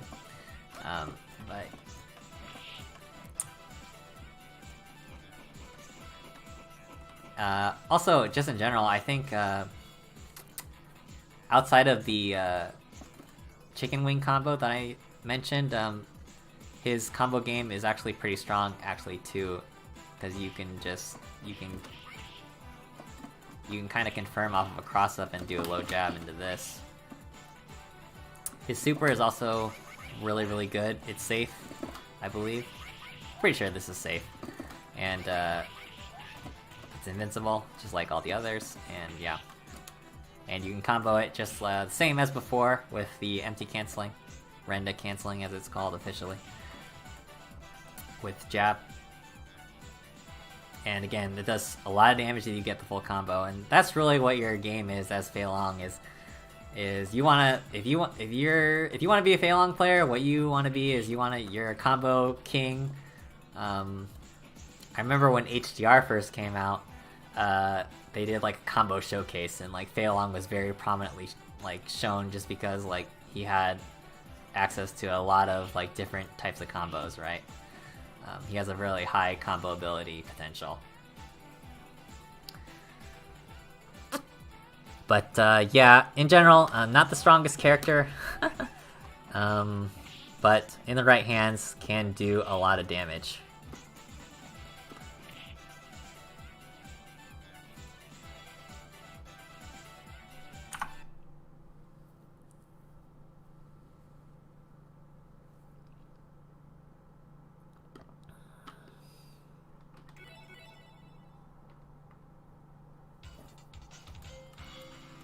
Okay. So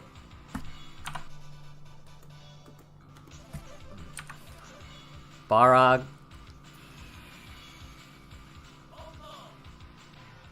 or M. Bison in this case, is one of the best characters in the game. What to say, really? Like, his rush punches are extremely fast. So this is the regular rush punch, charge back, forward and punch. And he has a downward one, which is charge back, and then down forward and punch. And look up, and that's a low attack. You have to block that low, and it's really, really fast, as you can see. Just yeah, wow. Then he has the headbutt, which is a charge down and up and punch. This is one of the most invincible moves in the game. You often see Balrog players using this to pass through fireballs as they're trying to approach fireball characters. And in fact, he does really, really well against fireball characters. In general, just because of the speed at which he moves with his special moves, and the fact that against fireballs, from the Shotos, for example, he doesn't really care about them that much.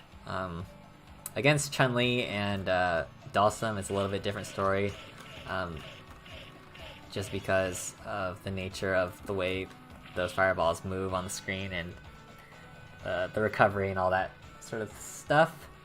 But in general, fireballs aren't too big of an issue for Balrog.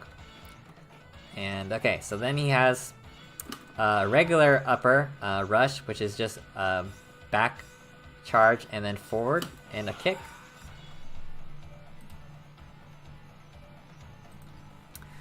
And he also has the charge back and down forward and a kick, which is basically the same move, but this is actually faster. As you can see, so this is just the forward. You know, I'm doing the forward. And now the down forward, that's much faster. This will whiff on crouching characters, but this is the move where a lot of shenanigans can start by whiffing it. So a very, very common tactic is to whiff this and then immediately throw. And speaking of that, he has one throw, and this is this amazing grapple throw.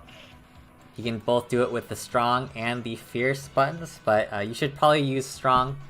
Not only is this move a very good anti-air, so let's say they try to jump away, and so this is the far strong and this is the close strong. Both of them are pretty good anti-airs, so if they try to jump away, then this will just simply hit them. But if they just sit there, then I'll throw them. And in fact, you want to use strong version anyway, just because it in fact has longer range than the fierce version. The reason for this is apparently they have the same range as the close versions of the close strong and the close fierce, and the close strong has a better range at coming out, so therefore the strong version of this throw is longer range. Whatever, super turbo things. But anyway, this throw is one of the best throws in the game, and that's saying something because, as I mentioned, throughout all these characters, if they have a hold type throw, it is usually very, very strong, but in particular for Balrog, it is exceptionally strong. Because, I guess, mostly because of the range, I would say, and then obviously the stuff you can do afterwards. So I'm not a Balrog player, but the most common thing, and this is kind of unfortunate because I can't get him out of the corner now, but you can, I'm not going to reset it, but you can walk under them and do a cross-up, you can walk under them and walk back, do it again, and again, it just loops into itself, and it's very, very hard to deal with. Again, many times when this happens, it's basically the round. So again, with this whiffed upper thing, the other end of the mix-up, right, besides throw, is just to do simply headbutt. And since you're doing a down forward, I still have the down charge, so I can do immediately a headbutt right after. And on whiff, a lot of people will try to react and hit you, and you'll just simply hit them with a headbutt. And it should be mentioned that this headbutt is pretty damn safe, which is really ridiculous for how invincible it is.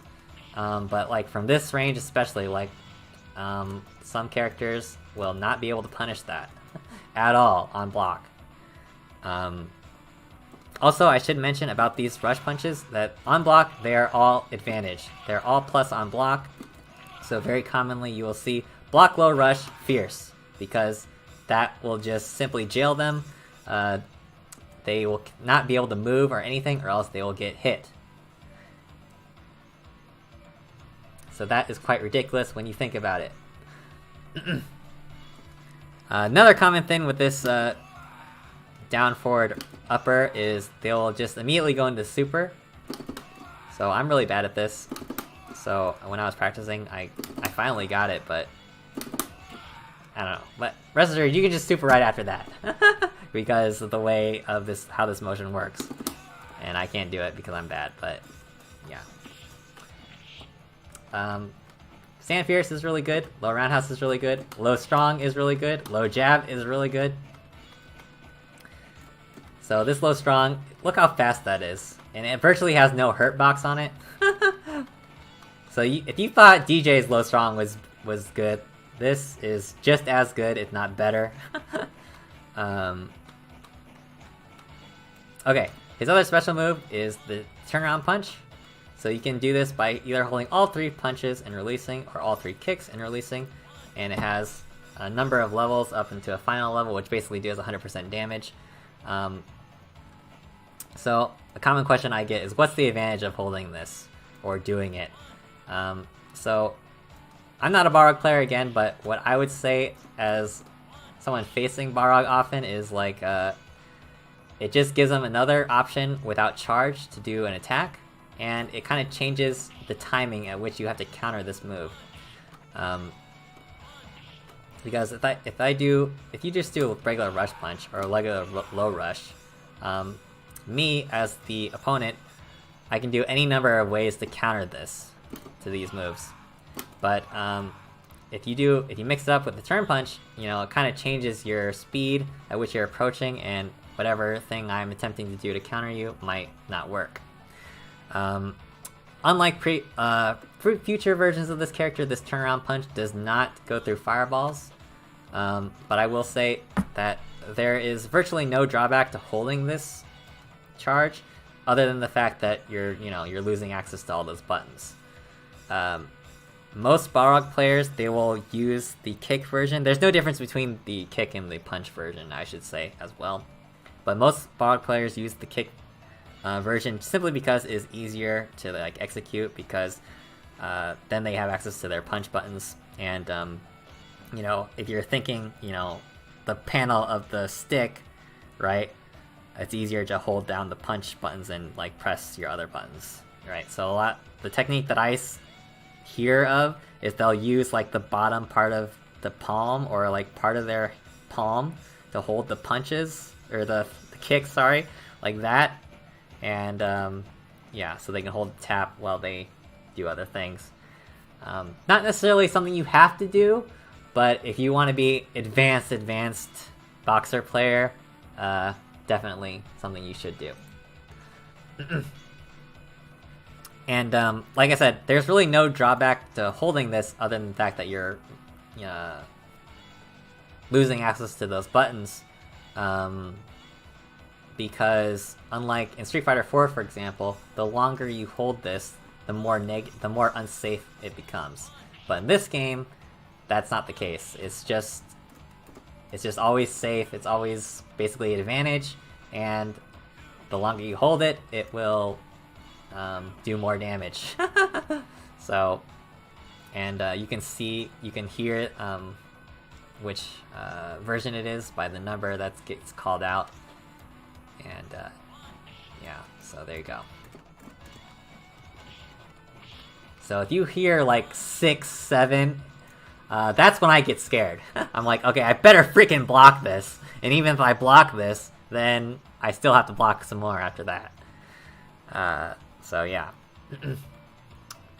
His super is probably one of the best, if not the best, in the game. So this is a standard super motion with the charge back, forward, and then punch or kick, in fact. And then if you hold any of the kicks, if you hold while it's doing it, the second, third, and fourth hit of this punch can turn into an uppercut. This is useful for anti-airing and juggling if you catch them in the air randomly, which quite often does happen. And so you want to change to the uppers by holding the kick buttons.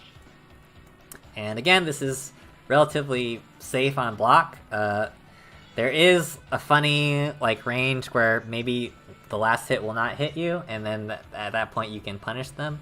But most cases it is basically safe, and a very common tactic is they'll do the super, you'll block it, and then they'll just headbutt you right after. Because it is safe and it's not punishable really, so if you try to punish him in any way, they just headbutt you and then start their offense right over again.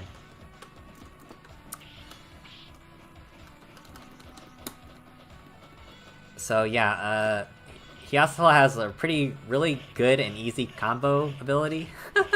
So you can do the empty canceling like I did, like we demonstrated before, and I was able to do it a couple times in practicing, kind of accidentally, because I was just trying to do like normal combos. Like this. Low jab, stand jab, and then rush punch. But you can just do that in the super as well. But yeah. It's actually pretty easy to do. It's not as hard, I guess I should say, it's not as hard as some of the other things you have to do execution-wise in this game, as far as combos go. Anyway. So this character, again, just commenting on the strength of him, really, you might say he has no bad matchups. You might say his only bad matchup may be maybe Chun-Li, maybe Vega. Those are debatable, amongst certain people. If you ask me, he loses to Chun-Li, Dalsum, and the official matchup chart says that he beats Vega, but I don't buy that, really. I think Vega basically beats everybody. But that's just me. Otherwise, he destroys everyone else. Honda, I guess, maybe does okay against him. Maybe. I don't really know anything about that matchup, to be honest. But,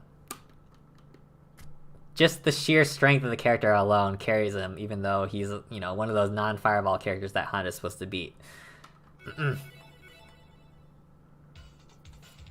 Okay, moving on. Let's go to Bison, just because this is the last character I'm very unfamiliar with, so let's get him out of the way.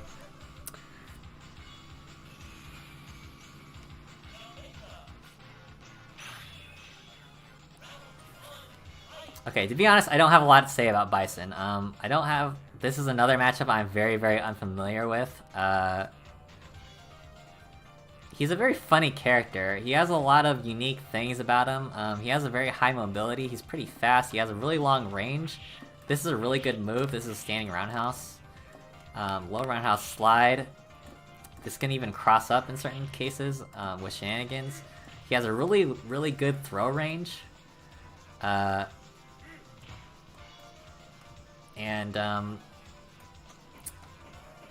really good combo ability, good mix-ups. So his drawback would be, there's two drawbacks really. He has no fireball, and the other one being his only reversal is his super. And this is quite unusual actually, because most characters, if not all of them, have an invincible reversal option. Even Zangief, for example, like his SPD is invincible, right? So it'll eat normal moves, you know, right? But Bison, his only option in that regard is super. So he has a very hard time dealing with throws.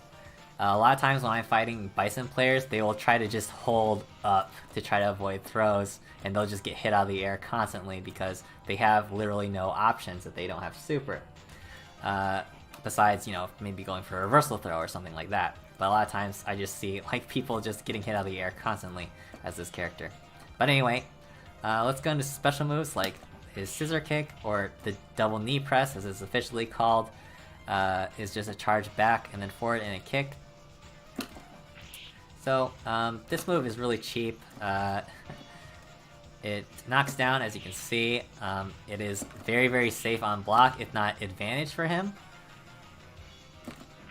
So if you're used to modern games where this is negative on block, at least it'll be your turn. Not so in this game. If you block a scissors kick, it's most likely he's going to be advantage, and he can go for some sort of more pressure in a lot of cases. Okay. Psycho Crusher. Charge back and forward. Whoa, is that not the input? Okay. Charge back and forward and punch. This has been toned down since Champion Edition and other iterations of the character, but it's still a really high priority move, but it will lose to, you know, more variety of moves in this game. But it's relatively fast and has like a hitbox, pretty good hitbox all around him.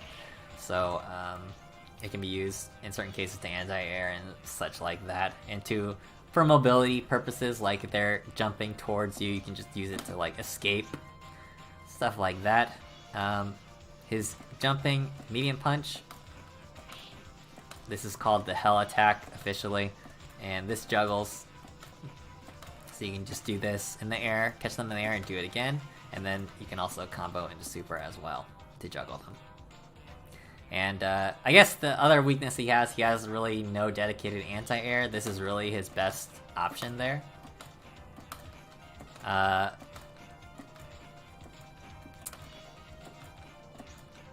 yeah, okay. Now he has the head stomp, which is charge down and then up and then kick. If I can do it. Okay. And wait. How does... Okay, yeah, okay, so then the Devil's Reverse is charge down and up and then a punch. And this kind of looks like the head stomp, and then you have... When you're executing the move, you're charging, and then you're doing up and punch to get it to go. And then you press punch again to do that little flip that he does. And there are a lot of like weird shenanigans you can do with this. For example, you can make it whiff and then throw them. This is a common tactic because for whatever reason, I don't know why, but like when this sort of thing happens, when like it's an empty jump or something, it's really hard for the defender to throw for whatever reason. It's easier for the offender to initiate the throw for, I don't know. I guess it's like a reaction because the offender obviously knows what he's going to do. But, yep. there's that. Again, just mobility option, kind of to mix up what you're doing. Builds meter, that sort of thing. He can do an instant overhead with this move. This is jumping short. Or I guess, yeah, it is jumping short that they use, right? I don't know, it's either jumping short or jumping medium kick. It's one of these moves, but it's instant overhead. And his game revolves around kind of knocking you down and then going for an ambiguous cross-up with a roundhouse. Like this, and then doing a combo if it lands. And the combo that he'll do will very often stun you. If not, just do tons of damage. His super is very, very good, very invincible, and it is plus on block. So a lot of times, they'll do the super, you'll block it, and then they'll just throw you right after. You cannot punish this, don't try to punish it, you cannot punish it.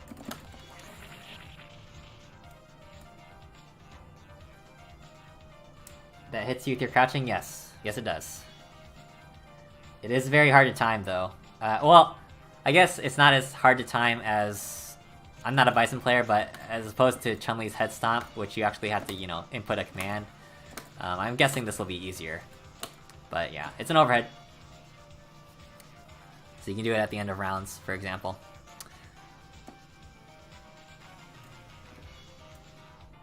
Anyway...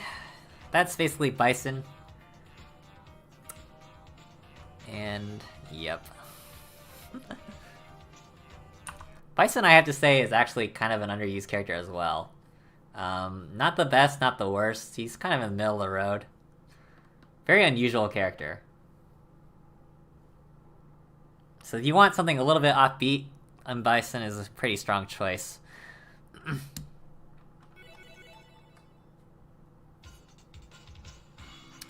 Okay. Alright.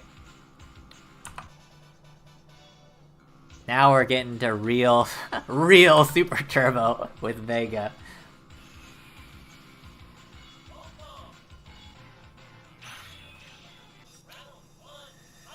Okay, Vega, the Claw, in my opinion, is the strongest character.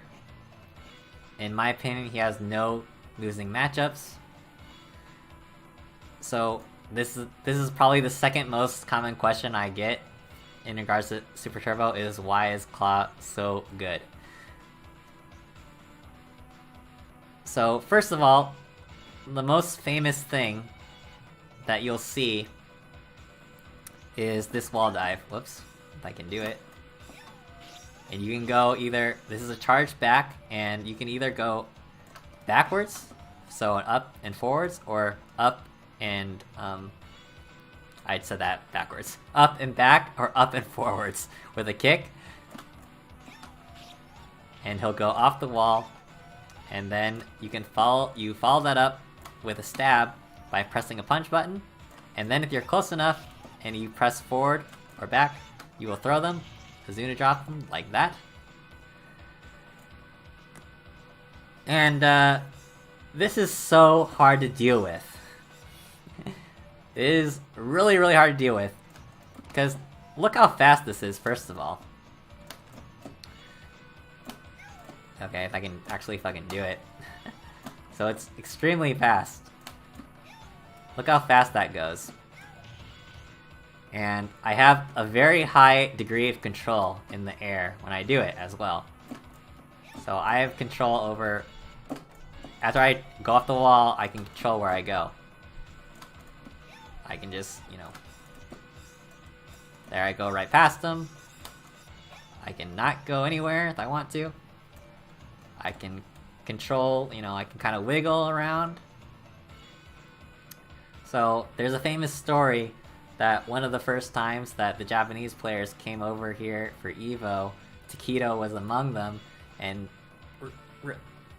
like, the story goes that he had like basically never played Super Turbo before, but Daigo and the rest of the players, they're like, oh, just pick Claw and do this wall dive thing, and yeah, that's how you win with them. And so he did that, and he got top 8. Or he like won, basically. But he did very well. Not sure of like the actual truth of this story, but you know, it sounds true. And that kind of shows you like kind of the ease of use of this character and kind of the strength of that particular tactic. But so where this really comes into play is after a knockdown. So if I knock him down and I do this, I can cross him up, I can not cross him up, and even if they manage to block this, then it's still, I'm safe, I'm even advantaged most of the time. And there you go. I'm still pressuring you, I'm still doing all the stuff that I'm doing. And why is that such a big problem? Well, because he has basically maybe the best normals in the game on the ground. So this low roundhouse, this slide, has a very, very long range. It knocks down. Very, very good hitbox. Very, very hard to deal with. This is the low strong. Look how far that goes. Look how fast it is. This is the low jab. And this is the same, in fact. The low jab and the low strong actually come out the same. They actually come out the same speed. But the low strong does more damage. So basically, there's almost no reason to use low jab. You always use low strong. Again, illustrating the ridiculousness of this character. Okay? And those are just two moves. The stand fierce is also really good. The stand strong is also really good. Look how far this goes. Look how far this goes.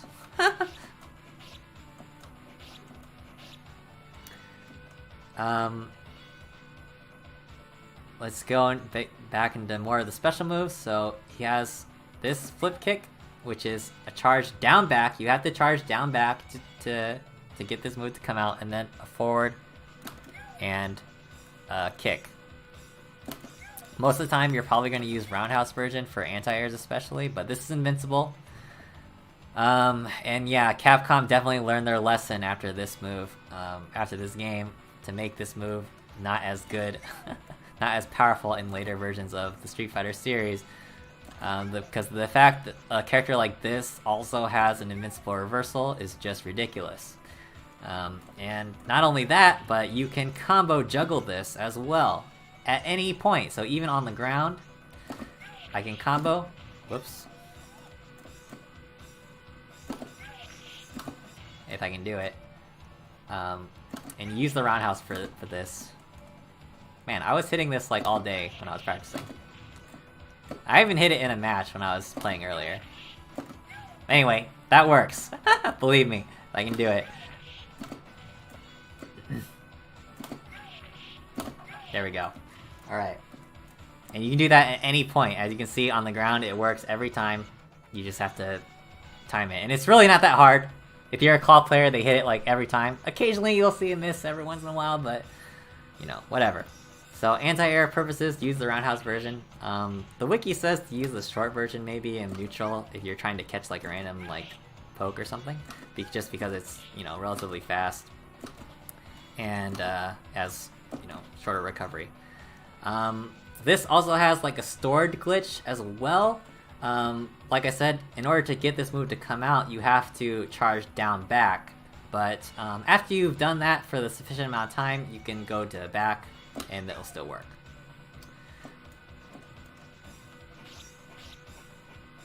So there's a lot of strengths to this character, right? So what are the weaknesses, if there are any?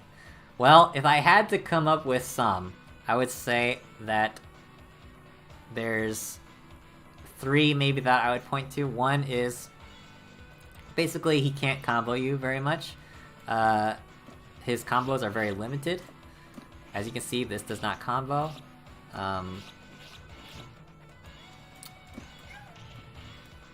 The other thing is his throw range is one of the worst in the game.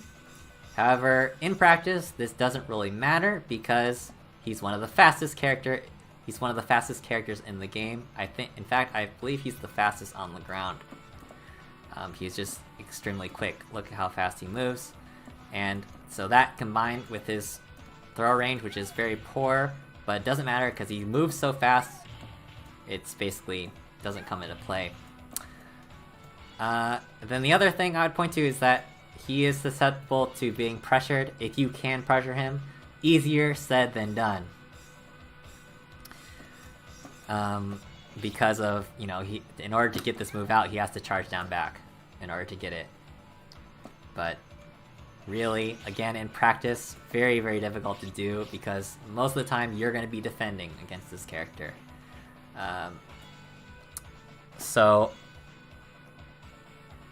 Oh, he also has this move, this roll. This is the charge back and forward and then punch. Different versions go different distances. Okay, that's the jab version. This is the fierce version. Alright, and he can lose his claw after blocking or taking a certain amount of hits, which reduces his range a bit and his damage a bit. But he's still really, really strong without the claw. And he can just get it back as well. His super is one of the best in the game. One of the cheapest in the game. Literally. Because his super will not come out unless it hits. So, for an example, his super motion, by the way, is charge back, forward, and then back, and then forward, and then punch. I think you have to have maybe an up in there, like, at the end, to go off the wall. But if I can do it. Wait, is it just... Wait. Or is it a kick, is it? It's a kick. I'm stupid. Is it? Yeah, it must be a kick. I don't know. It's one of those. Let me look it up real quick. I don't remember.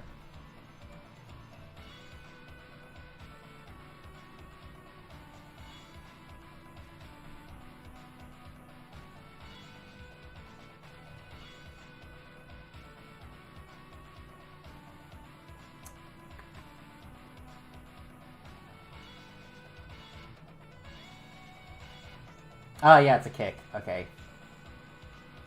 Yeah, so this is one of those charge down up supers. So you have to have a down charge first, then forward, then back, and then up, and a kick. So there, as you can see, the super hit him. So what you do, it's just like his other wall dive attack, how it works.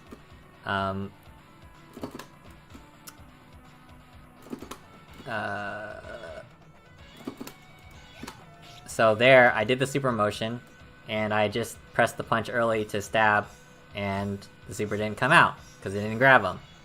But if he was grabbable, then the super would come out. So basically, once the Vega player has the super, they'll input it every time they're going off the wall, and if it hits them, great. If not, they'll just stab, whatever. And they don't waste their super at all. It's impossible to waste a super with Vega. He also has this backflip.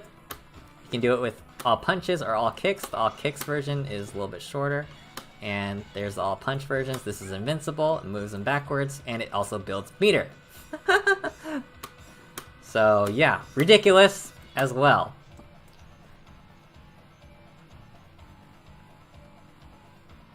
Oops, I lost. Okay. So, how do you deal with this? Especially the wall dive. This is the biggest thing you're gonna have to deal with this character. So one of the meta strategies is to corner yourself, because in the corner you cannot be crossed up by this move. So then he only has one angle of attack, I guess. For, like, in simple terms. But really, because of the degree of control the Vega player has with this move, you're still gonna have a tough time. Because I can just I can just sit back, and if you try to counter me, then you might whiff something, and then I can punish you accordingly. And another thing that you want to try to do, that a lot of the intermediate players to advanced players will do, they'll try to preemptively try to, if they see you going off the wall, they'll try to meet you in the air somehow with a high priority move. However, the Vega player can just simply early stab like that, and because I have a claw, a weapon, and you're nothing, my claw will basically probably beat you, or I might just grab you outright anyway, if I do that, if you try to meet me in the air.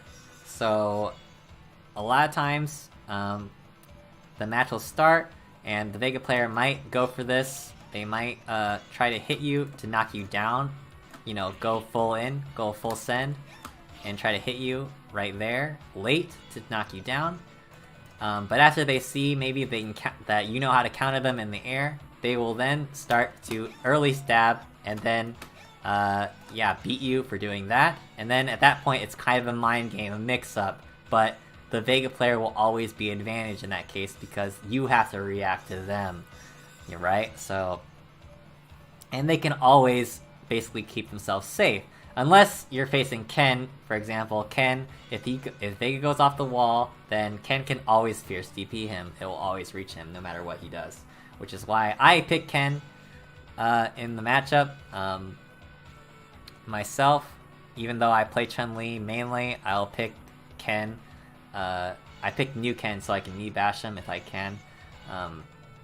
But old Ken works just fine. This is kind of unrelated, but I just thought of it.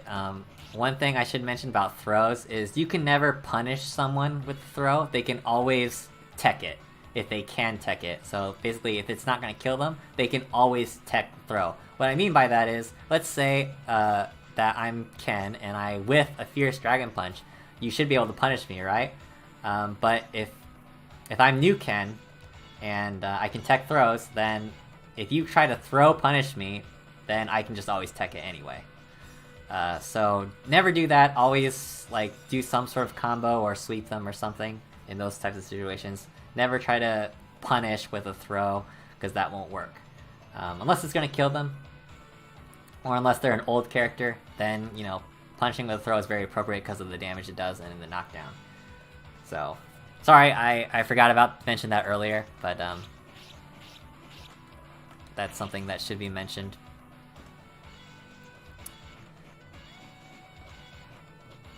So yeah, as you can see, just a very, very strong character. If you ask me, this is the strongest character in the game. And Mao, the best player in the world, arguably, right now. He uses Vega, and he is just so good. Like, not only is the character just on paper ridiculous, but you add to the fact that Mao is just so good, and he becomes just an unstoppable force.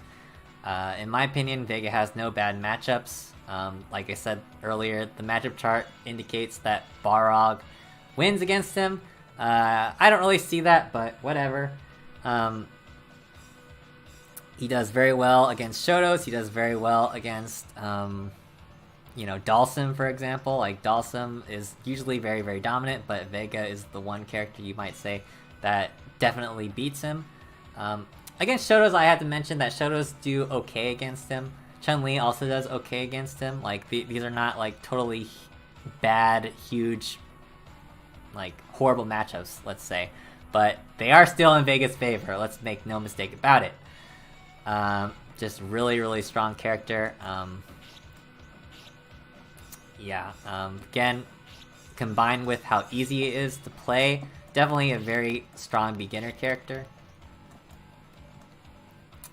But if you're facing a veteran player and you're just starting out, it's not going to be as easy as you might think. I should say that just because, you know, I'm starting to pick up this character a little bit, and you know, it's not as easy as it looks, although it does look really, really easy. And it is really easy. But it's not as easy as it might look.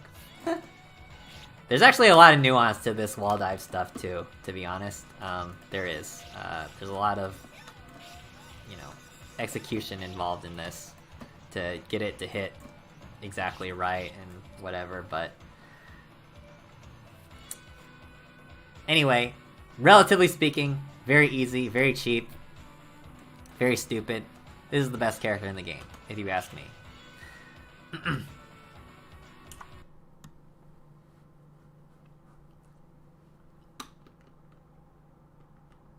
And he might be the character that makes, you know, you want to, like, quit. Like, that's totally understandable. If you hate Super Turbo and you cite the reason being Vega, I will totally not blame you. That is totally valid. And, you know, we'll go our separate ways. Alright, finally, we're going to talk about Old Sagat. We're not going to talk about New Sagat, because, well, we're going to talk about New Sagat a little bit, but we're not going to talk about him that much.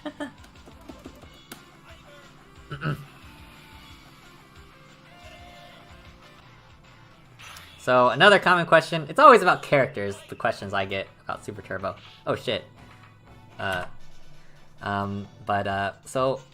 why does no one use New Sagat? Well, the simple answer is, Old Sagat's simply better. Not only is he better, but he's significantly better.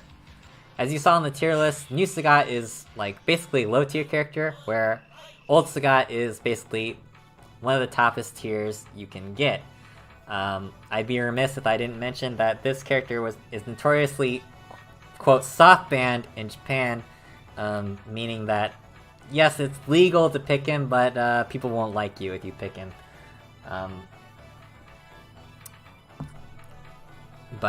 Yeah. Very strong character. I would still say Vega is stronger, if you ask me, but, you know, there's an argument to be had. So why is he so much better than New Sagat? Well, New Sagat was... the Super Turbo version of Sagat was significantly nerfed.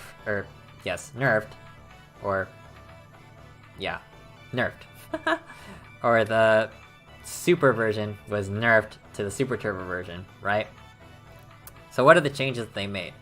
So, one thing is that the Fierce Dragon Punch, as you can see, how much damage that does. 2 uppercuts, 50%. Okay?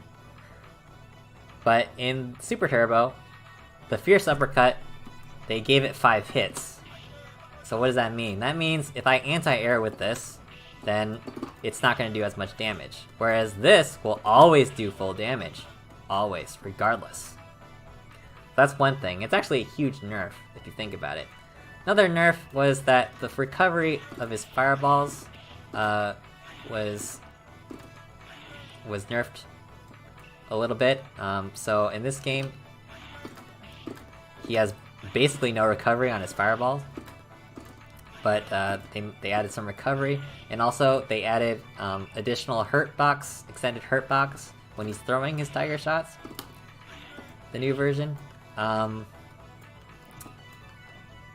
those are really the main things that I can think off the top of my head that make him not as good. And really, when you think about it, why are you playing New Sagat when you could just be playing Ryu anyway? They kind of do the same thing. Ryu's super is significantly better, etc, etc, etc. So that's kind of why New Sagat is basically one of the rarest characters in the game. Virtually no one uses New Sagat. If you see Sagat, it's gonna be Old Sagat. You know, like T-Hawk.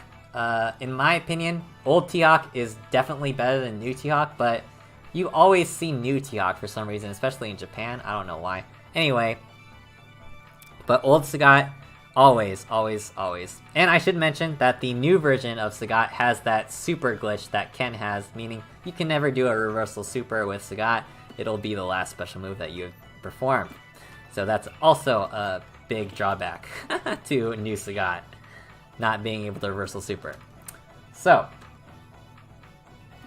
you use new Sagat when you mess up the code, yeah. That's the only time. I should say there are some Japanese players that use them, and so there are high-level videos of new Sagat, but yeah. But you should just, if you're gonna play this character, pick the old version. So as kind of iterated before, his Fireball game is basically the strongest in any Street Fighter ever. I guess Champion Edition Sagat is very similar, if not stronger. But yeah. The speed of the low Tiger Shot, this is done by a quarter circle forward and a kick. In this case, roundhouse. Very, very fast, and it recovers almost instantly. Does a lot of chip. It hits low. It actually hits low. You have to block this low. And then look how slow the short one is by comparison. So I can really mix this up with varying my speeds. So I can really keep you guessing. And then the high Tiger Shot, you know, just for added zoning capability, you know, mixing it up a little bit. Most of the time you're going to see the low one just because, you know, it hits low and it's just overall stronger in general as a zoning tool. Should be mentioned that certain moves can go over the low Tiger Shot, like the Hurricane Kick from Shoto's, and what's another? Oh yeah, like Headbutts from Honda can go over it, so actually the Honda Old Sagat matchup is not as bad as you might think just because of that fact.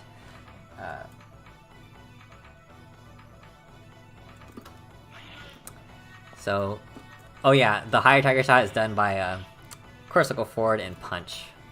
And then the DP obviously is a DP and punch. So, if you watch James Chen or somebody like that talk about Old Sagat, they might say that this move is not invincible. Now, for the longest time, I believed that. But in fact, this is invincible. It just doesn't have that much invincibility. But it is, in fact, invincible. The wiki says so, and I tested it myself just to make sure. It is invincible. Okay? So don't let anyone tell you otherwise. This move is invincible.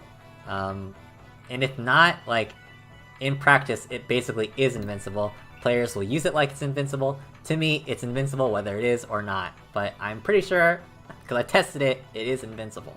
Okay? So this is your reversal as well. Great anti-air. You know, it's very fast even. Like, in some ranges you can't even punish this. The jab version. And alright. And then he has the Tiger Knee. Very famous move. This is where the term Tiger Knee actually comes from because of the motion. In fact, the official motion in the game is not the traditional Tiger Knee motion that you might think of. But for all intents and purposes, it is that motion. So what is that motion? It is down, down forward, forward, and then up forward, and then a kick. Okay? This is very useful, not only if, you know, if you hit him, that's great. But most of the time it's used for mobility, because normally, look, he's very, very slow. But now I'm just zooming. And then, so I do this, you know, very common tactic is do, like, the short one, I guess. And then you either throw them, or you do an uppercut. And this is a very powerful mix-up.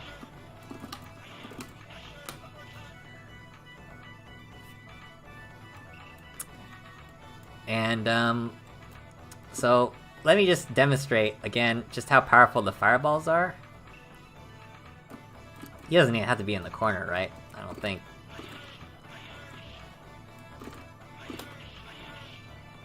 But look at that, I can just combo 2 fireballs. And, in fact, they do a lot of stun.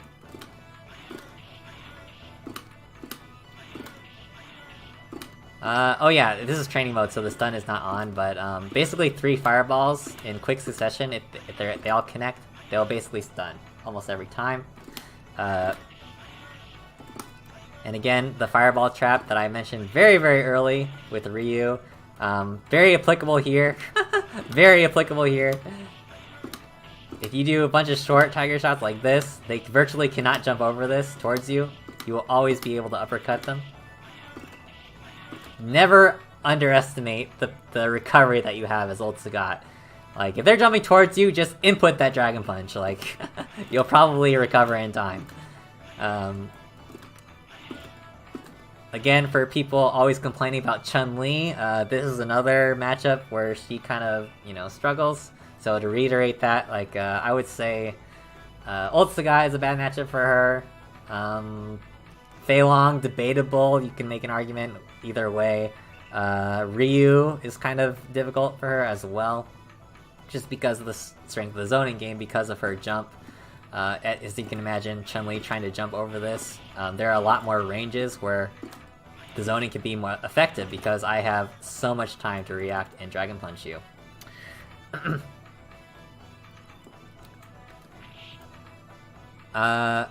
So, not only that, let's talk about other strengths of the character. So his jump is very fast. A very long range with the roundhouse there.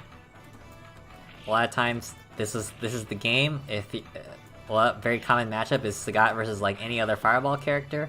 You'll see just Sagat's, you know, they'll just hop over fireballs on reaction even, and just you know, punish for this long roundhouse kick. Stand forward, hits twice, you can cancel it right there into Dragon Punch. Does so much damage. Like that. That's basically your stun combo. You want to get all 3 hits if you can, like that. Stand short. Really good. Cancelable, like that. If you can imagine, like, this range, if you ever get in this range, like, how are you gonna deal with this? Like, this is ridiculous. Okay? And, yeah. But, as opposed to someone like Vega, I would say Sagat, you know, at least he takes some understanding of like how zoning and fireballs work. I would say if you're not experienced with Shoto type play, Sagat won't be like instantly pick up play and win kind of thing. But if you're at all experienced with it, then yeah, Sagat is a very, very strong character to begin with as well. Oh, low roundhouse, I should mention it too, is very good. Very, very good. Very strong. Anyway, that's really all I gotta say. Unless people have other questions, they can, you know, let me know right now. This did take a really long time, 4 hours, basically. But it'll be made available. It'll be, you know, a VOD on YouTube and everything. And again, the links to the resources are in the description of the YouTube video. And, hope people learn something. Hope people will pick up the game, pick a good character, and start playing. I'm always down to play this and teach people. It's very much easier to learn this game when you have someone to teach you, I gotta say. But it is very easy to learn, just because it is, at its core, like I said at the beginning, very basic when it comes down to it. There's not a lot to it.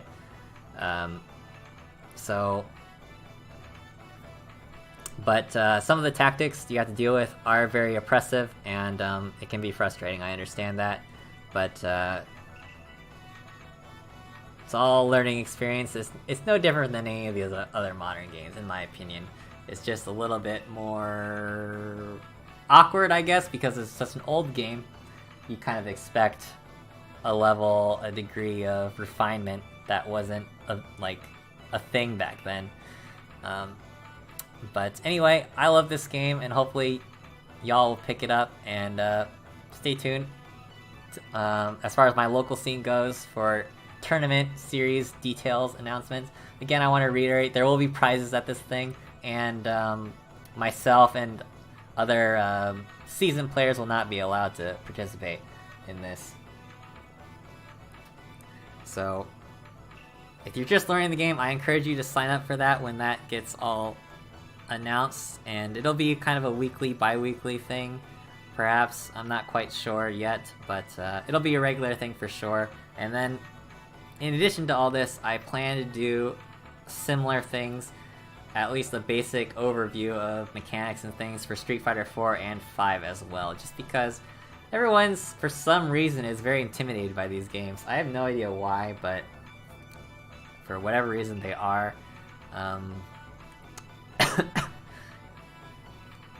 But if you have any questions, let me know, and enjoy Super Turbo, go out and play it. It's a great game, and have fun.